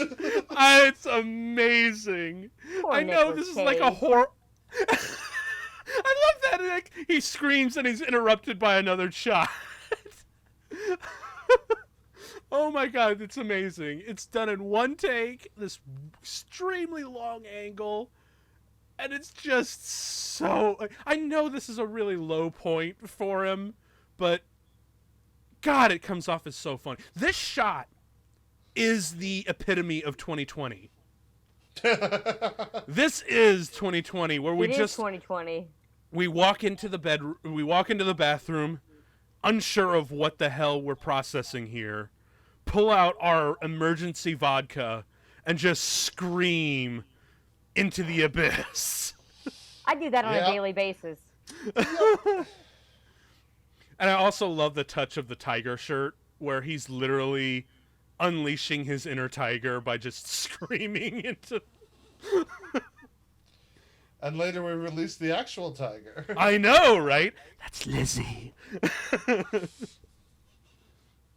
Also really love the fuck off little bit on the door. And then we got Bill Duke. Apparently he didn't die by the Predator. Because clearly this guy's been from the NAM. Because this, like, the fact that they have him in, like, a lot of military stuff, and he's also got the old army jacket and whatnot. So it's implied that he and him were in Vietnam together. Yeah, and I also love, if you look real closely behind Nicolas Cage on the shelf, you can see some fucking cheddar goblins. Oh, They really got their money's worth with those cheddar goblins. Yum. But yeah, man, I like to think that, Bill Duke didn't die in Predator. It was just an off-camera thing where he actually escaped and lost all of his sanity and wound up working not only with Arnold Schwarzenegger, but also with Nick Cage and Nam. Bill Duke and Nicolas Cage in a Vietnam movie. That would have been something else. Oh, hi, doggy. That dog's like, what's up? Oh, and this line right here. This line is kind of how I process the whole movie. There was a lot more funny banter here, though, in the script. Like, 2 arrows? What am I supposed to do with that? Shove them up your ass.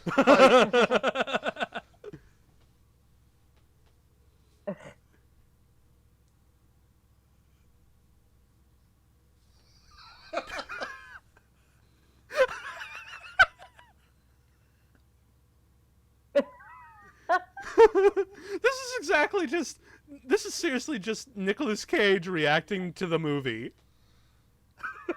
Like, this is all of us reacting to the movie.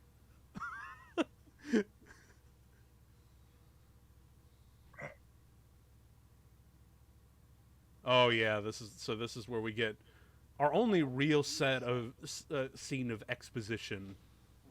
Where we talk about how the crazy black riders are. And I also love how he just says they're talking some weird shit.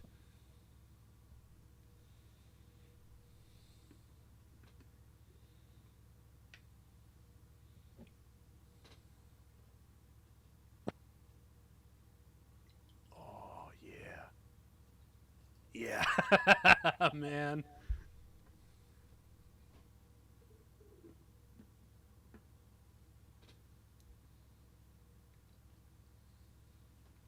See, that's what I kind of figured. They just kind of got lucky, and they have a mutual acquaintance with the chemist.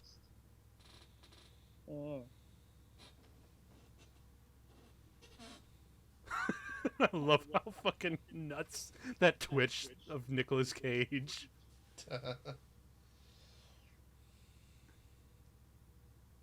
Pickles. Don't be negative. Such a good line. I know, right? You're right, because like that I think about it, I'd really love to have more of that absurd dialogue just to kind of have this perfect balance of truly psychedelic horror that's unnerving and disturbing and feels really earnest, but it's also counterpointed with these really fucked up imagery and banter.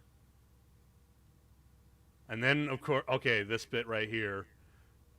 So, my fiance Katie has ever said if someone ever winds up murdering her for somewhat weird reason, I need to do this and forge in the bowels of someone's basement a giant metal revenge sword.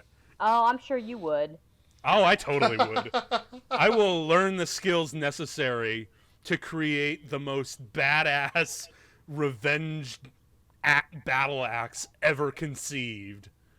Because this shit is nuts. But you know what would make it even better? What's that? If there's more than one perpetrator, you kill one first, and you temper it in their blood. Oh, hell yeah. There you go. That just makes it all the more symbolic. Because look at this shit. The fact that we're getting a fucking revenge battle axe in the most crazy metal design ever. As a matter of fact, I actually read that the design of the revenge sword or battle axe or whatever the fuck you want to call it is actually a tribute to a metal band called what was it? It was like a Celtic metal band, but I forget. But anyway, here's our big title drop, because we are now an hour and 15 in, and we finally get the most nutty, insane title drop I've seen in a long time. You know what, Tim? Given your proclivities for props, I'm surprised you're not after one of those. Dude, for real though, I would get me a replica of the Mandy battle axe sword and hang it up on my wall. Like hell yeah. Because I've always been the one who Katie always said we got to have like a big weapon collection on the wall. She gets the swords, I get the guns. Oh, in this case, I love how he's actually hunting with a crossbow. That's all right. Which honestly is just more visceral, I think, than any conceivable gun that they could have gotten, you know? One down. He just took out a Cenobite. In a world where Nicolas Cage takes more drugs than he ever took before, after they murdered his wife and or girlfriend, we don't quite know. The plot isn't clear, but who cares? We're gonna watch him go on a 45-minute orgy smorgasbord of revenge in the deep, dark woods. This summer, Nicolas Cage is out to revenge for Mandy. This whole movie just screams like shitty, cheesy grindhouse movies. Yeah. Oh, and now we get another bit for our animation, because now we're going and talking about those weird, ethereal kind of alien planet vibes.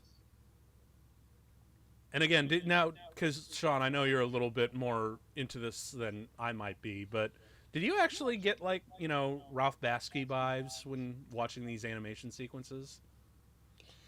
Or was there something else like that you were thinking of? I honestly can't speak to that. Because that was kind of the first thing to come to mind for me, because I've seen a couple of his stuff. But he also said heavy metal was kind of a big influence on him. I still haven't seen that one, sadly. I really need to. It's on my very long list. I have not seen heavy metal. Like, I mean, I like the art direction here, but I cannot think of other stuff I've seen using this kind of art direction. Okay, right. So I'm just kind of like, meh. It's like I like what they did with the animation, but it does not bring to mind anything else I've seen animation wise. It's in a kind of a category of its own. I guess because, you know, movies, or at least from what I've been told, because again, Dan Gill, who introduced me to this one, was also way deep into movies like heavy metal and the works of Ralph Bakshi. So he's told me quite a bit about it. I've already done my little bit of reading. I haven't seen a whole lot of them, but again, it did kind of call to that. So now we get some more Jesus imagery with fucking nail through the hand and nailed him to the floor. Is this like a weird like demo reel for Nicolas Cage to play Jesus one day? Because I think he's a little old at this point to be playing Jesus. But I also do love that it's kind of also kind of a weird homage, either intentional or unintentional. It kind of is, but it makes me think of Saw. Yeah. You know, between the kind of grayish green lighting, and it's in a concrete room, and you know the old school heating vent. It's all very Saw. Oh, this guy's straight up Pinhead without the pins. Right.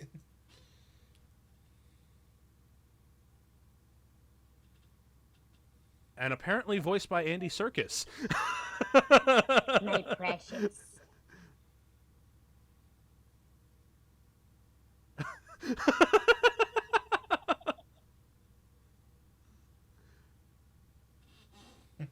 It's okay, Nicolas Cage. We're all in this together.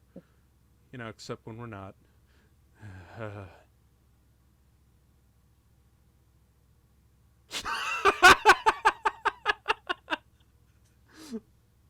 Yes.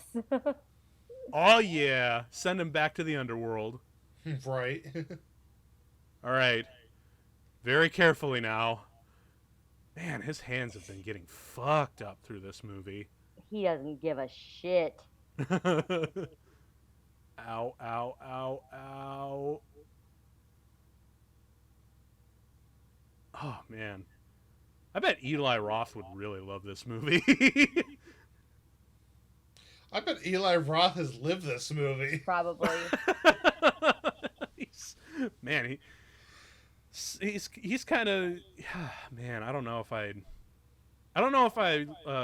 you know, respect him or hate him or any. I don't know. He's just such a weird guy for me. All I ever think about every time I hear Eli Roth is that I wish Adam Sandler had been available.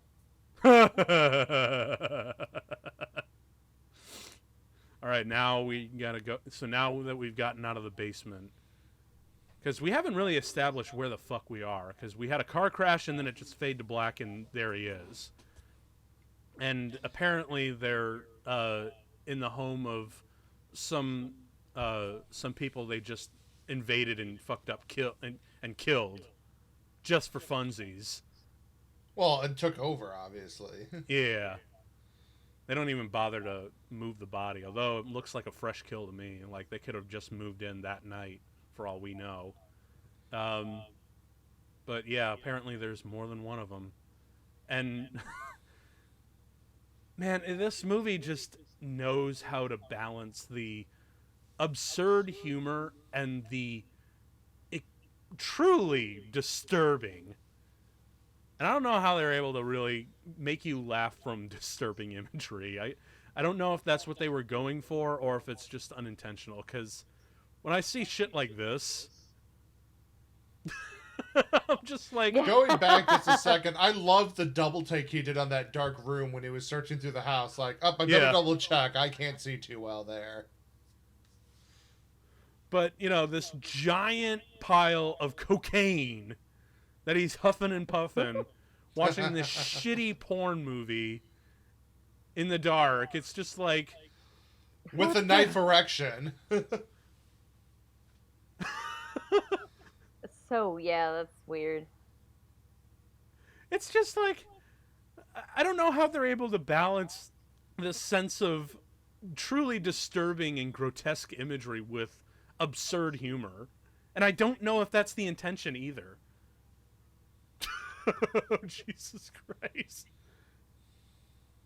Porn still going on in the background too. I know, and I love how it's the same loop over and over. But like, again, I'm like, why the knife erection? Because reasons. But look at this shit. Look at this I love face. That. It's like he ejaculated blood all over his face. This is absolutely one of my favorite moments of the whole film. Oh yeah, where Nicolas Cage does this shit. He's just laughing after the fact, like, you're in my shit.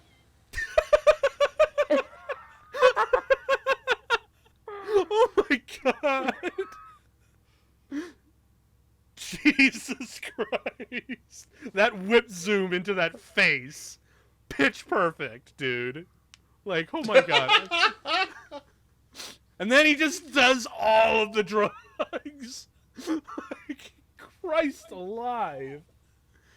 It's almost to the point where you actually have to kind of question, given Nicolas Cage's character, not just his character in this movie, but him as a person.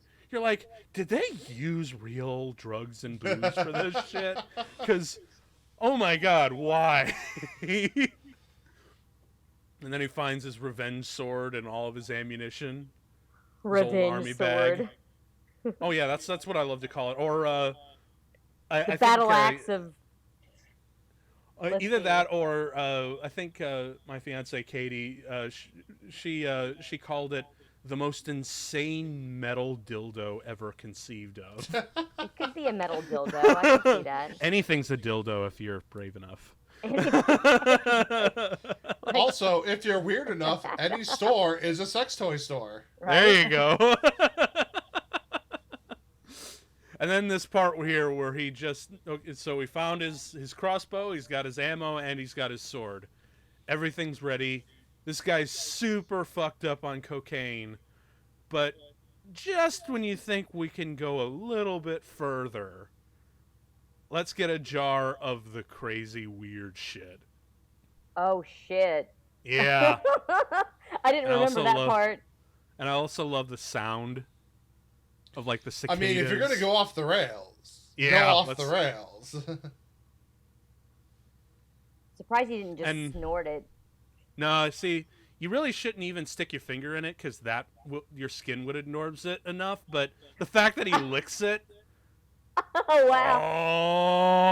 Oh, yeah. We're going to have a melting face. Hey, Sean, this is the second melting face that we've seen on this show. Oh, my God. The drugs, the makeup. I mean, you can see right here, like, clearly his eyes are fully dilated. Yeah, they are. And I'm 90% sure that's an in-camera thing. That's not, like, a visual effect. And that is why he can completely go off the chain now. It was at that moment, like it was like at this moment where like after that great crescendo finally dropped down, and I saw this shot here, and I'm like, wow, Dan, you were right. Nicolas Cage is crazier than ever before, because I've seen some fucking great uncaged moments for him. You know, both within context of movies that I've seen and, you know, just random clips that you tend to pick up on. But yeah, I'd never seen anything quite like this. I just shot him through the throat and he's just pulling it out like it's no thing.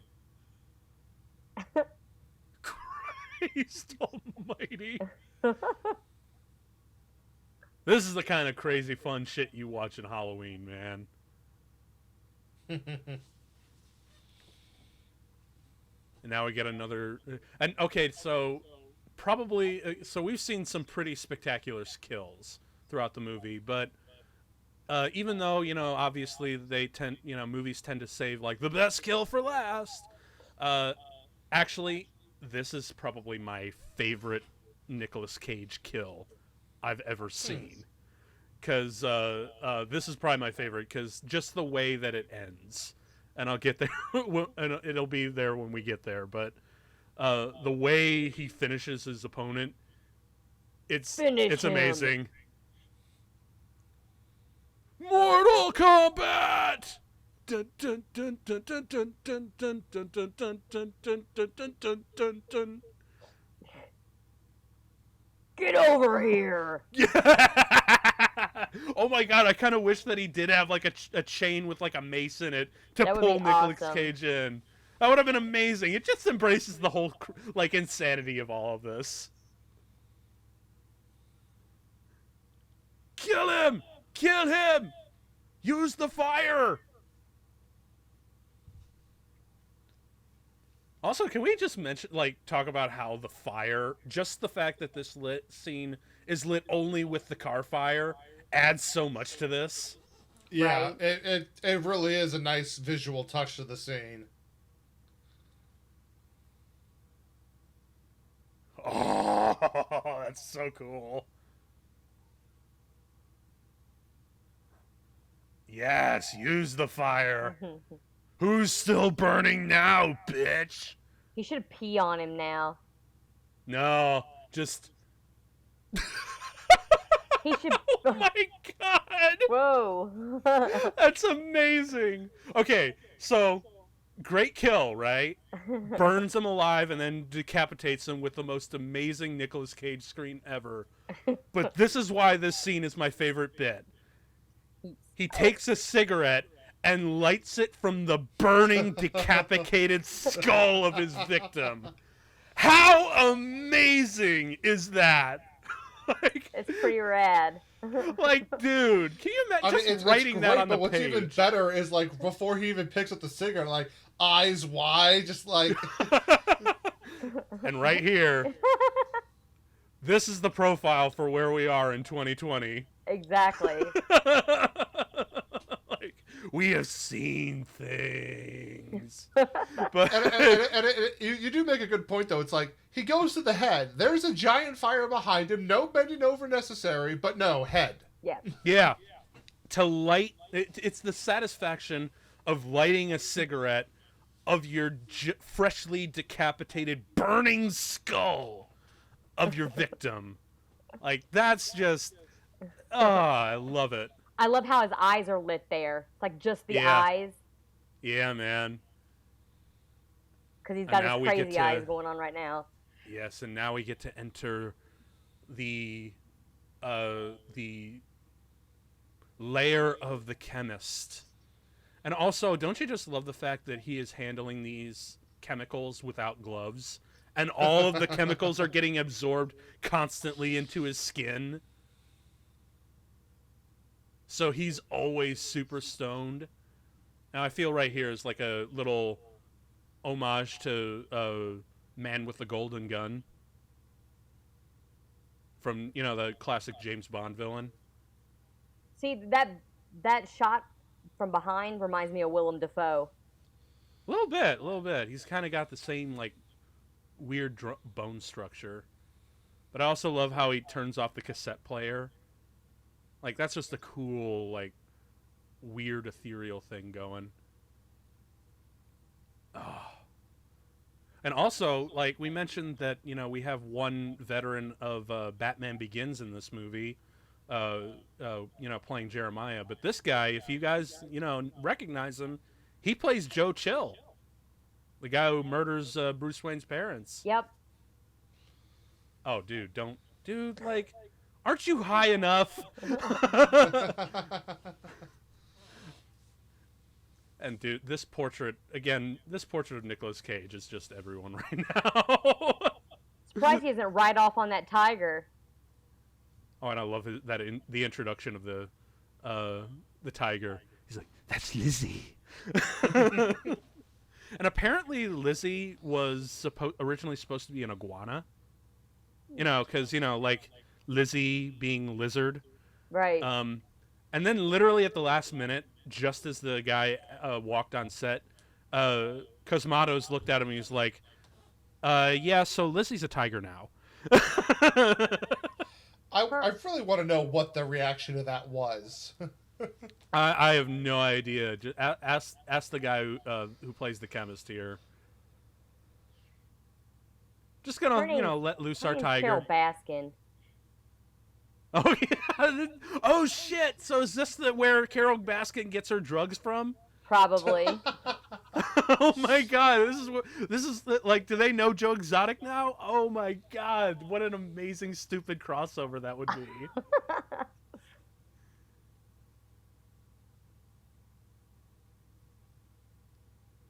I actually do like the fact that they make the chemist actually kind of sympathetic. Like, he's like, "Oh, dude, I am so sorry these guys fucking fucked your shit up." He's like, "I'm just selling drugs, man. I'm sorry." You know, and he's like, "You know what? Here, I'll tell you where they are, and you can do with me what you will." Well, and he just kind of leaves them. And it also kind of tracks for the character in my mind, because if you know any people who are just way into drugs, like they're into drugs, like they're not into a crazy other trip. Yeah. So these people doing like these awful things on drugs is just like that's not cool. Right. Mm-hmm. I do love this effect where he just kind of looks straight up into the light, and you hear this. Boom. That's so cool. It's so simple, but it's so cool.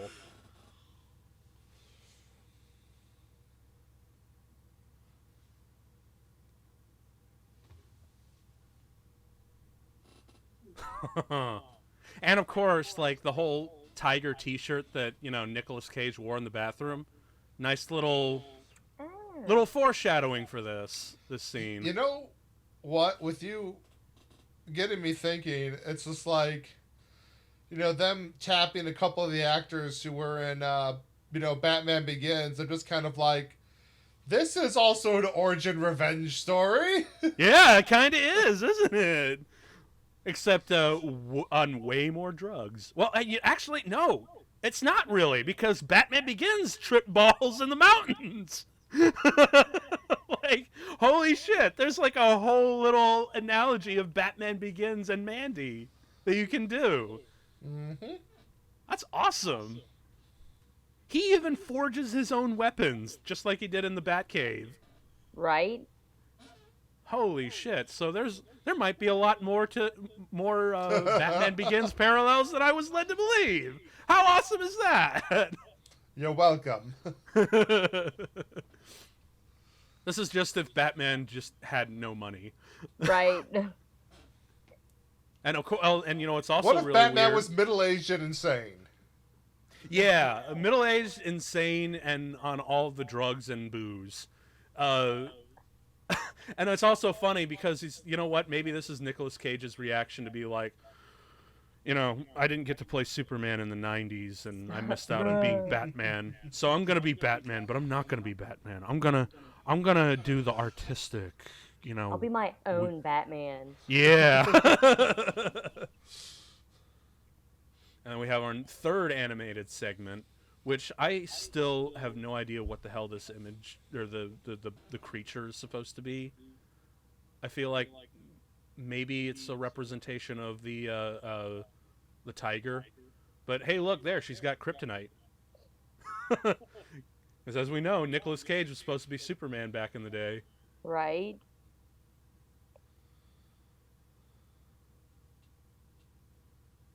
You sobered up yet? He's not sobered up. He's not. He's so not. Oh look, it's Lizzie too. Happy lizard. I even love how it kind of does have that happy smiley face on him. Like, how you doing, champ? It should have talked to him. That would have been even cooler. Oh, that would have been cool. just have him go, how you doing, champ? In a little Bob Ross kind of voice for some reason. Oh, this shot here. This is like the most amazing use of like telephoto or the dolly zoom effect I've seen in a while. Like, look at this shit. Like, that was so cool when I saw that the first time. I'm like, wow! How did they do that crazy dolly zoom to such effect and then zoom back in? Like, that was nuts. It's a trap! A little bit of... He just standing there a la Michael Myers.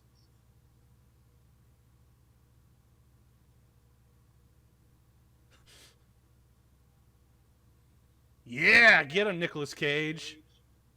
Get him. He just wastes no time with this shit, man.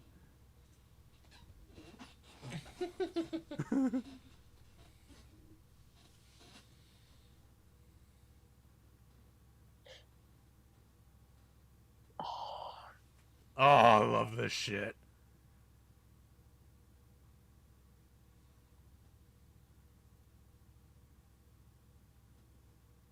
Shut your fucking pie hole. Suck my battle sword. Choke on it, bitch. Oh, it's so good. I like It's the such Highlander a- line right there. Right? But I just love that how poetic, how like delightfully gory and poetic it is a way to say shut the hell up. Mm-hmm. And again, I like the they implied play eye to contact this- the whole time too. Yeah, because again, they kind of play, sympathy to that character, because throughout her whole performance, even though she says almost like barely anything, I've always like, you could almost hear the tiny voice of reason in the back of her head, that all of this is wrong, and yet at the same time, you're not entirely sure that she's also horrified at the events of not what her family's doing, but of what Nick Cage is doing. Well, I mean, if you're raised like that, you don't really know the difference. You can know the difference, but also not. Do you know what I mean? Yeah, I know. But the fact that her performance and her just subtle facial twitches, that you're not sure So- which one is Right. great. I really love this. Fuck yeah. That's awesome. It's just because like it's so perfect for that character. Totally. And then we get probably the most fun reveal. I actually remember just sitting up in disbelief and joy, utter, like, uncontained, jittery joy with this scene. Because I'm like, oh shit, we're going to get a chainsaw? We're going to do some fucking Texas Chainsaw Massacre to this bitch? Oh, hell yeah! Let's really go old school 70s grindhouse, gritty, nitty, gory, But fun. I mean, like they had to film this in one night. Yeah, man. I heard Cosmatos was like, this scene was a bitch and a half to shoot, but it's so worth it, because this reveal that's coming up, I can't stress just how much fun and how giddy I got. Because he looks like, he's like, I'm here for a showdown. He does this shit where he pulls out yet another chainsaw. But it's comically big. Oh my god. Oh my god. Are we getting, for real, a chainsaw sword fight? This is amazing. I He's like, never mine's asked for bigger this. than yours. You compensating for something? But It's like, you're set up for redwoods. Oh shit. this is just the most amazing thing I'd ever seen. Cage's has more girth though. That's true. It's not the size, mates. It's how you use it. But holy shit, a chainsaw sword fight? That's something I never would have thought of, and I never asked to see this in a Grindhouse movie, but I am so glad that they thought of this, because... Oh yeah, I mean, 100% here for this.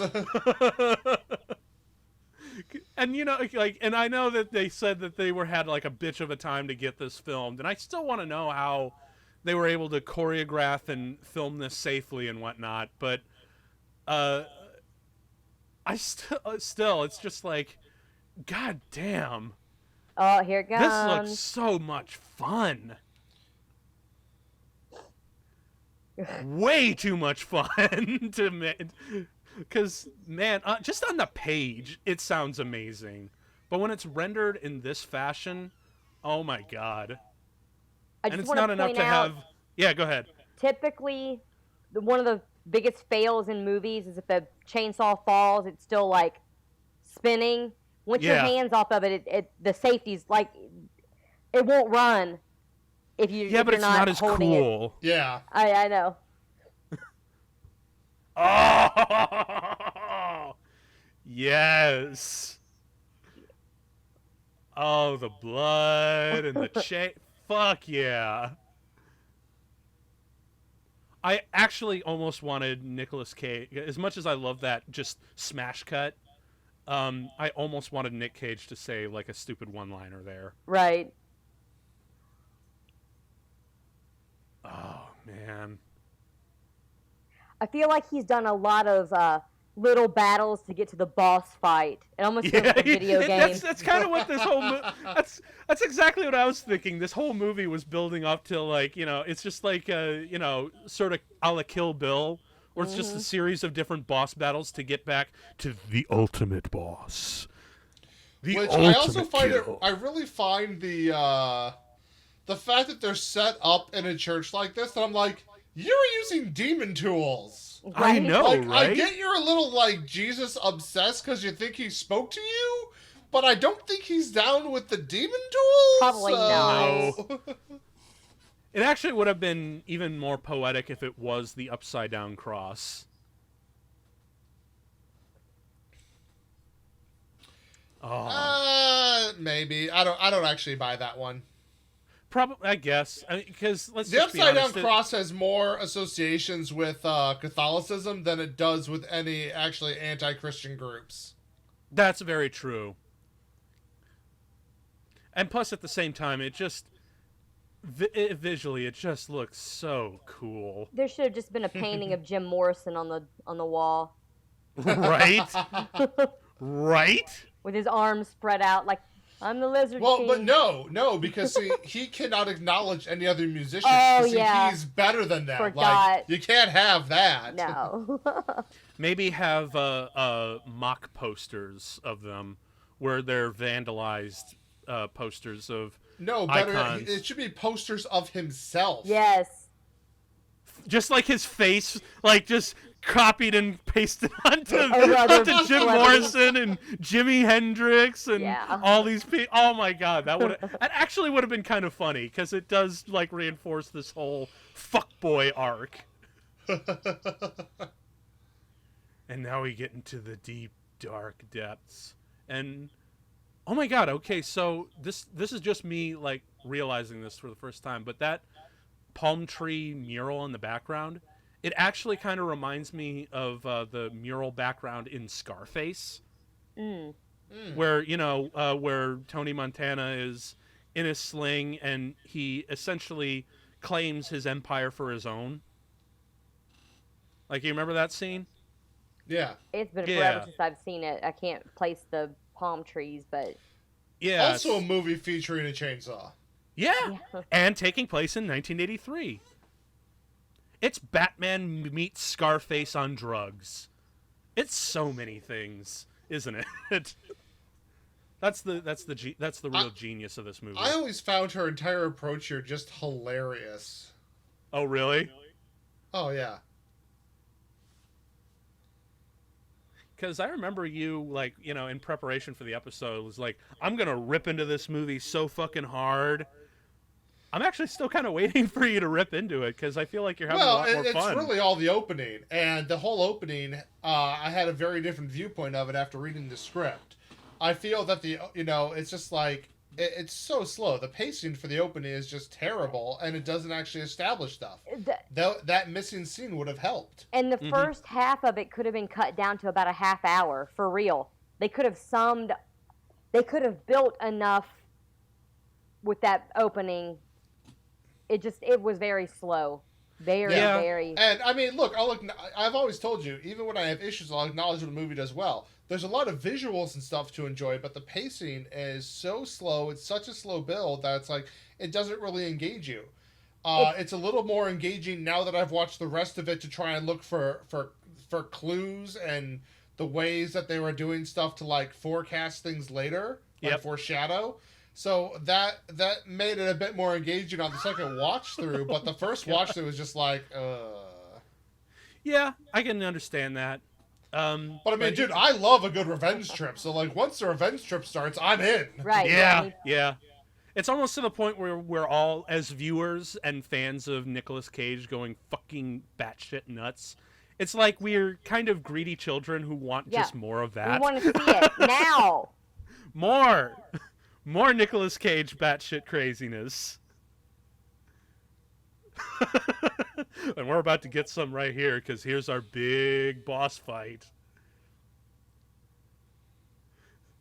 And I love how pathetic he is to try to beg for mercy. Right. But he still tries so hard to be this godlike messiah figure.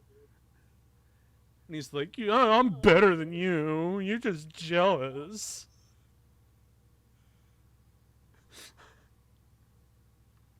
And I also do love the lighting, how it fades in and out.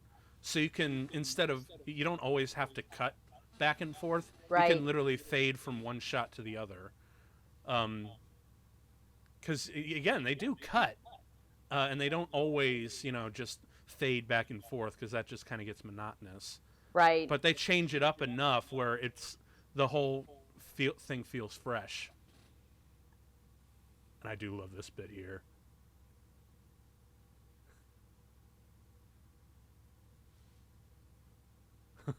I almost feel like when I see that, I almost feel like it's kind of like a heart beating in a sense. You might be right, because doesn't it... The way the fit, boom. And it almost picks up a little bit, like he's getting more nervous.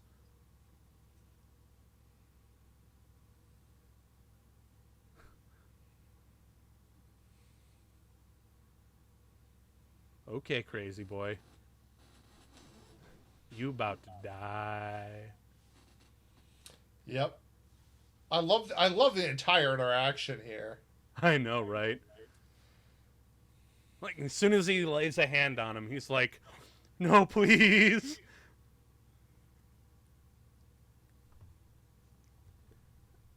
He's still trying to grasp at this power, and he's failing so horribly.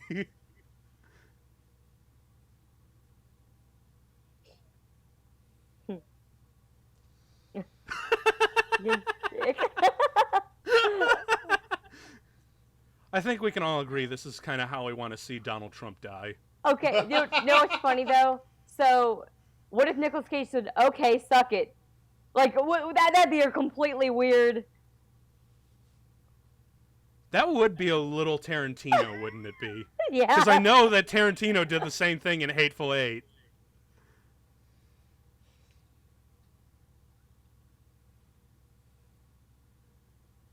God's gift. Yeah, sure. I actually love this line right here. This is amazing. Oh my god, that's amazing. I'm your god now. So good. Reminds me of the Such a great Batman, delivery. swear to me. Yeah. Oh shit. And you almost believe that Nicolas Cage could totally crush his skull with his bare hands, considering just how much drugs he's on. It just gives him like this crazy superhuman strength that pops his eyeball right out of his skull and everything. Right. It's just like... It is done. Oh, man. So satisfying and so good. And of course, just light the whole shit on fire. It's really the best way. Fuck yeah. Burn it from the ground down and inside out. Oh, How man, could you ever recover after something like that? Go back to regular life. You know, I think it's also poetic because the only other time we really see the lighter is when Mandy picks it up. So it's like he's finally burning it all down with her lighter. Yes. Like, that's like awesome. I took her possession and I am using it to like enact the final revenge and cleanse the world of this filth. That's awesome. Awesome. And the burning cross and the fact that they burnt down the entire set. Fucking hell yeah. That's some what else are you hellfire gonna do with shit. it afterwards? That's some hellfire shit right there, man. You almost expect Tony J to start singing.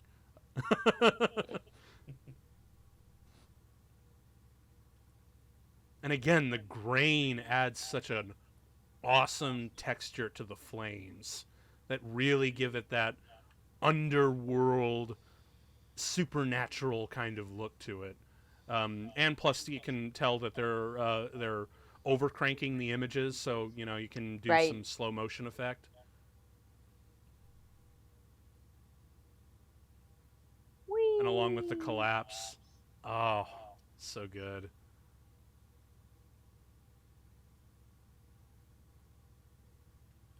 And you know what? I'm so glad I just realized, because, you know, now I just think of Rorschach from Watchmen, you know, burning the building down inside with his victims still inside and just watching it for an hour, methodically and cathartically.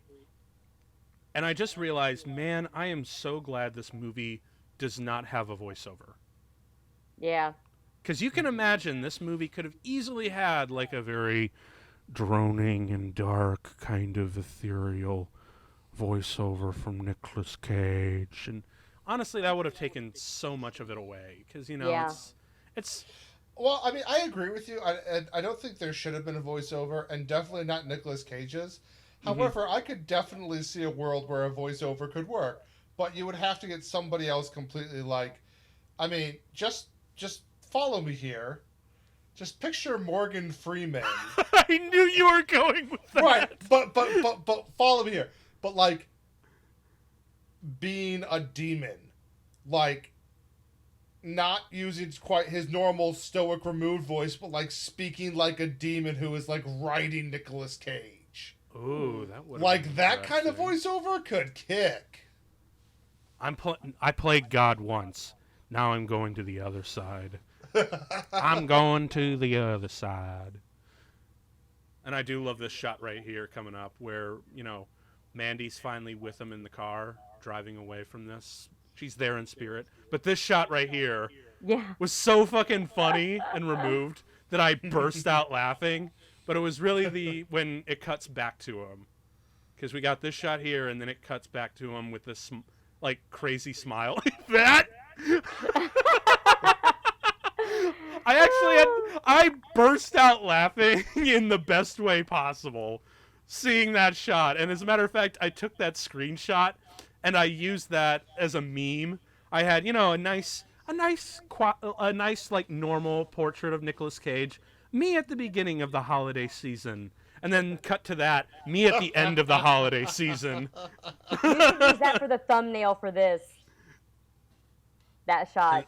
Yeah, I know, How many right? people would watch this movie if that was the thumbnail for it? Like, man. Oh my god, that'd be amazing. And then we cut to the otherworldly shit that we've been seeing in the, makes me wonder, the animation.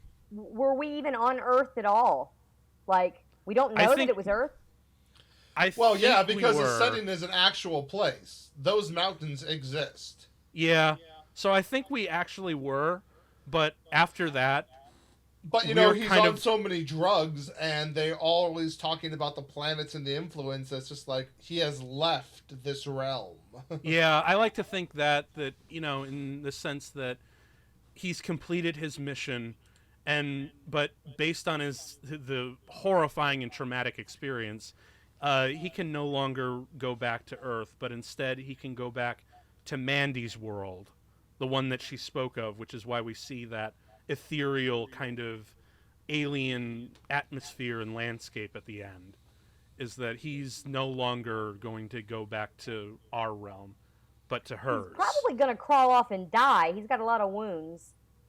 Probably. Yeah, I mean, I was pretty shocked that they had him running as much as he was, given the stab wound at that one point. You're just like, oh, okay, all right, well. Okay. For all we know, he died and none of that happened. It's possible, but I feel like that's just a lame cop-out, story-wise. Like, if that was the real thing, like, if that was all just like a final wish, like, no. Or just his trip. I guess. You know? But, oh yeah, here we go. The Cheddar Goblin. Based on an idea by Panos Cosmatos and written directed by Casper Kelly, who also, like I said, he did Too Many Cooks from Adult Swim, if y'all remember that. I don't. Oh, you don't? Oh my god. Okay, I'll link it in the description for you. Not just you guys, but for also you listeners, because Too Many Cooks is an Adult Swim independent short that is basically an 11-minute extended parody mock-up of every 80s sitcom opening ever. But it's clearly on a bad drug trip. And it lasts 11 minutes instead of 30 seconds as it always does at the beginning of each movie. But yeah, check out Too Many Cooks, man, because it's fucking weird. It's Adult Swim, so what do you expect? Right. But yeah, man, Too Many Cooks was fucking weird. And when you find out that the guy who directed that also did the Cheddar Goblin commercial, you're like, oh, that makes so much sense. Yeah, it all makes sense now. It came back around. I know, right? So, yeah, man, so, Sean, I want to know, has this changed anything on the second time around? A bit, and again, I think a lot of it has to do with watching it with people, and not only watching it with people, but watching it with people who had already seen it. Yeah, because it's one of those movies that I think it's kind of like Robert Rodriguez's grindhouse exploitation movies. It's not really great watching it alone, but when you're watching it in a theater full of people or with your kind of half drunken friends, it's amazing. Well, that initial pacing is just so brutal. But having someone else to discuss the art direction and what's going on with makes it bearable. Right. And that's obviously rude to do the first time you're watching a movie to an extent, and obviously in the theater. So it's like, oh, we've seen this, we're watching it again. Now I can talk about all this. Now I can engage with it on this other level. That makes it work better for me. I mean, that opening is just... I mean, once it goes into the revenge side of things, I loved it. There were so many moments where I was like, that's fantastic. There's a level of humor there, but it's this really dark and weird twisted humor, so you don't even know if you should laugh. Yeah, yep. I feel I mean, it took too much time getting to the cult people, I feel. You know what I'm saying?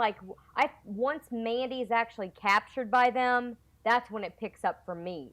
Yeah. Okay. But all that crap at the beginning, it just, I don't know, it just took and it's not like they really did a lot of, if they used that portion of time to tell a lot of backstory stuff, that would make sense, but they didn't.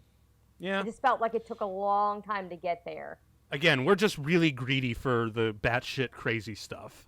I know. Well, we are, but again, at the same time, they spend a lot of time establishing, the connection between him and Mandy, which it's like, okay, I understand why that's important, but you probably could have narrowed down or cut down one of those, like, scenes or Yes. something. Put that, interaction at the with the sheriff back in to establish their backstories. It doesn't even necessarily have to be, the full scene that I read where he's insulting, Mandy and stuff. But it's like at least establishing that, this guy's an alcoholic. Or recovering anyway. Yeah, like putting some perspective in that makes things a little clearer later.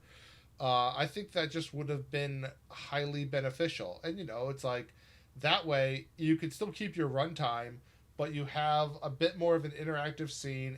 It helps the pacing a little bit. There's not so much of this just intense relationship build with crazy visuals. Like, Right. I think that little bit would have helped. I would have liked to have known, because I didn't know any of this beforehand, but like maybe Mandy was the town whore, he was a drunk, and they both kind of like saved each other. I would have liked to have known that kind of backstory. That would have made sense about their relationship. Yeah, I just don't like the idea of labeling Mandy as like the trash person. Like it feels so degrading, especially in movies that are. I think that adds an element even because follow me here. This guy picks her as so special. Right. Like this as like she's amazing, she's special, she's awesome. And I think that adds a power. And then though, when Mandy rejects him, that's when they revert to the same kind of name calling that she was then called earlier in that scene that didn't happen, which I think adds more power to it. That shows like, no, those are terms that people use because they're angry, they don't have the power. Right, I'm they're not saying angry. Yeah. And I love that take on it way better than what was just straight given. Like I think that scene adds a whole dimension and level to this film that I think really should have been left in there. Yeah, I'm not saying she was even really a town whore. People call women that all the time, and it might not even be you know what I'm saying? Yeah. But I think her being an outcast, and then him being the alcoholic, and learning a little bit about their relationship and how that built, makes more sense than them just laying around looking at each other and us knowing that they have a connection. Do you know what I mean? Yeah. I feel it. I'm just not a fan of labeling women as trashy, for the sake of it. I completely agree, but I think that's the whole point, though, is like, the sheriff is a terrible character. Right. That's the whole point. He's only shows up to, if you look at the script or read the scene, he's talking about writing him a ticket and this kind of stuff, even though he's doing nothing wrong. Like, he shows up to terrorize this recovering alcoholic. So it's like, yeah, that's the whole point. You give that moment to that guy because it's a BS, he's terrible, he's awful. Mm-hmm. It's not characterizing the character that way. It's showing his prejudice while also giving some important background that, they exist in a larger world. Exactly. And I think opening it up just a little bit like that would have been helpful. This is very contained. The only larger world person you see brought into it at all is his one friend. Everyone else that you see in the movie is contained within their characters and interactions. They also left off from the script, like there's a moment where her boss was like, hey, who was that after, like at the gas station after that one crazy woman had come in? She was like, oh, nobody. But it's just like they removed all those other people. And I'm kind of like, I think just a little bit of that, is small as it is. I mean, it's 5 minutes. Like, cut 5 minutes of the lovey-dovey, crazy looking at each other stuff. Right. Put those scenes back in, and I think you have a depth of added to the film that's great. Now, again, I don't know if they filmed that scene, and I don't know if like they filmed it and it was just like, oh gosh, this guy sucks. Like maybe they had a bad sheriff actor, or what decision they made. But it's like, having read that, I was like, man, that one bit changes the perspective for me to so much in a better way. Yeah. Mm-hmm. I guess it's just really the pathos of Panos Cosmatos. Because, like, again, Beyond the Black Rainbow is a very ethereal... It's even more plotless and ethereal than Mandy is. And I think it's, like, Mandy is just him taking a baby step, like, okay, let's instead of... Like, I already did my crazy experimental stuff. Now let's take some of those principles and put it to a more plot-driven, character-driven movie. So, and I think that's why we have that slow burn, ethereal kind of stuff at the beginning, and not so much of the, with the writer instincts and the writer logic that, more, say a quote-unquote more conventional film would have, And I can understand where you're coming from, and I have to acknowledge I have a personal prejudice that comes into play here. Almost all of my love for things like, cinema and, comics, video games, also, I have a love of stories. So yes. To me, I am looking for them as a story delivery system. Now, can I enjoy intellectually watching experimental film that doesn't have, story? Yes, to an extent. Usually when I'm looking at the interesting things they're doing with the cameras or the splicing or the film or whatever, like, I can enjoy that stuff. Yes. However, some of the differences are, like Man with a Movie Camera isn't 2 hours, I don't believe. Like, no. It's like you hit a point where it's like, and so it's like, if you're going to do that, I know I'm going into that, that's fine. But if I'm going into a movie with a story, like, try to make that story hit properly. Okay. Yeah, I feel it. Although still, then again, I've always just been one who really still thinks that film isn't always the best storytelling medium out there. Because what film, at least in my experience, is that film is what it's really good at is instead of telling a story, it's actually really good at portraying a mood and an atmosphere. Yeah, a feeling. For sure. Yeah. Yeah. And For that's sure, but that's what this movie it's a matter of doing both, though. It's like, okay, you can have 2 hours of just portraying a mood, but if there's nothing to it than just watching 2 hours of a mood, no one's going to watch 2 hours of your mood. Yeah. You better watch 2 hours of my mood if I record it. I'm going to send it to you. So, no, I mean, like, I'm not disagreeing with you. It's like, obviously, every medium has a different way of portraying it, and I love the different mediums for their different ways. There's a richness to novels in them setting the settings and letting your imagination run with that. But at the same time, there's an expediency to things like comics, because now you don't have to bother with, like, pages and pages of describing the setting, and you're just off to the races. Yep. One of the things I love about cinema is that it puts you it puts you right there, and it makes you feel that. This is particularly effective in odd locations, fantasy locations, places you haven't been. You can really relate and empathize, and that's something this movie does very well. It's like you get a feel for those woods and those places and these people, and like even with the graininess, you can see the heat from the flames and the sweat, yes, and the blood and the pain, and it's like it allows you to empathize and connect, which is very important. However, it's like, while I might be able to empathize and connect with the character, if you don't have a story, it doesn't even have to be a complex story, but one that at least engages me enough to want to keep me watching and keep giving me that experience, I'm going to lose interest. That's what you don't want to have happen.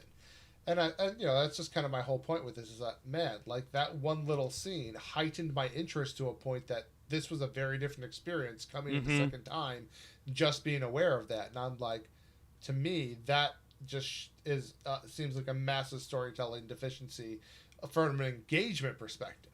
Like, that little bit of knowledge helped me be so much more engaged. Totally.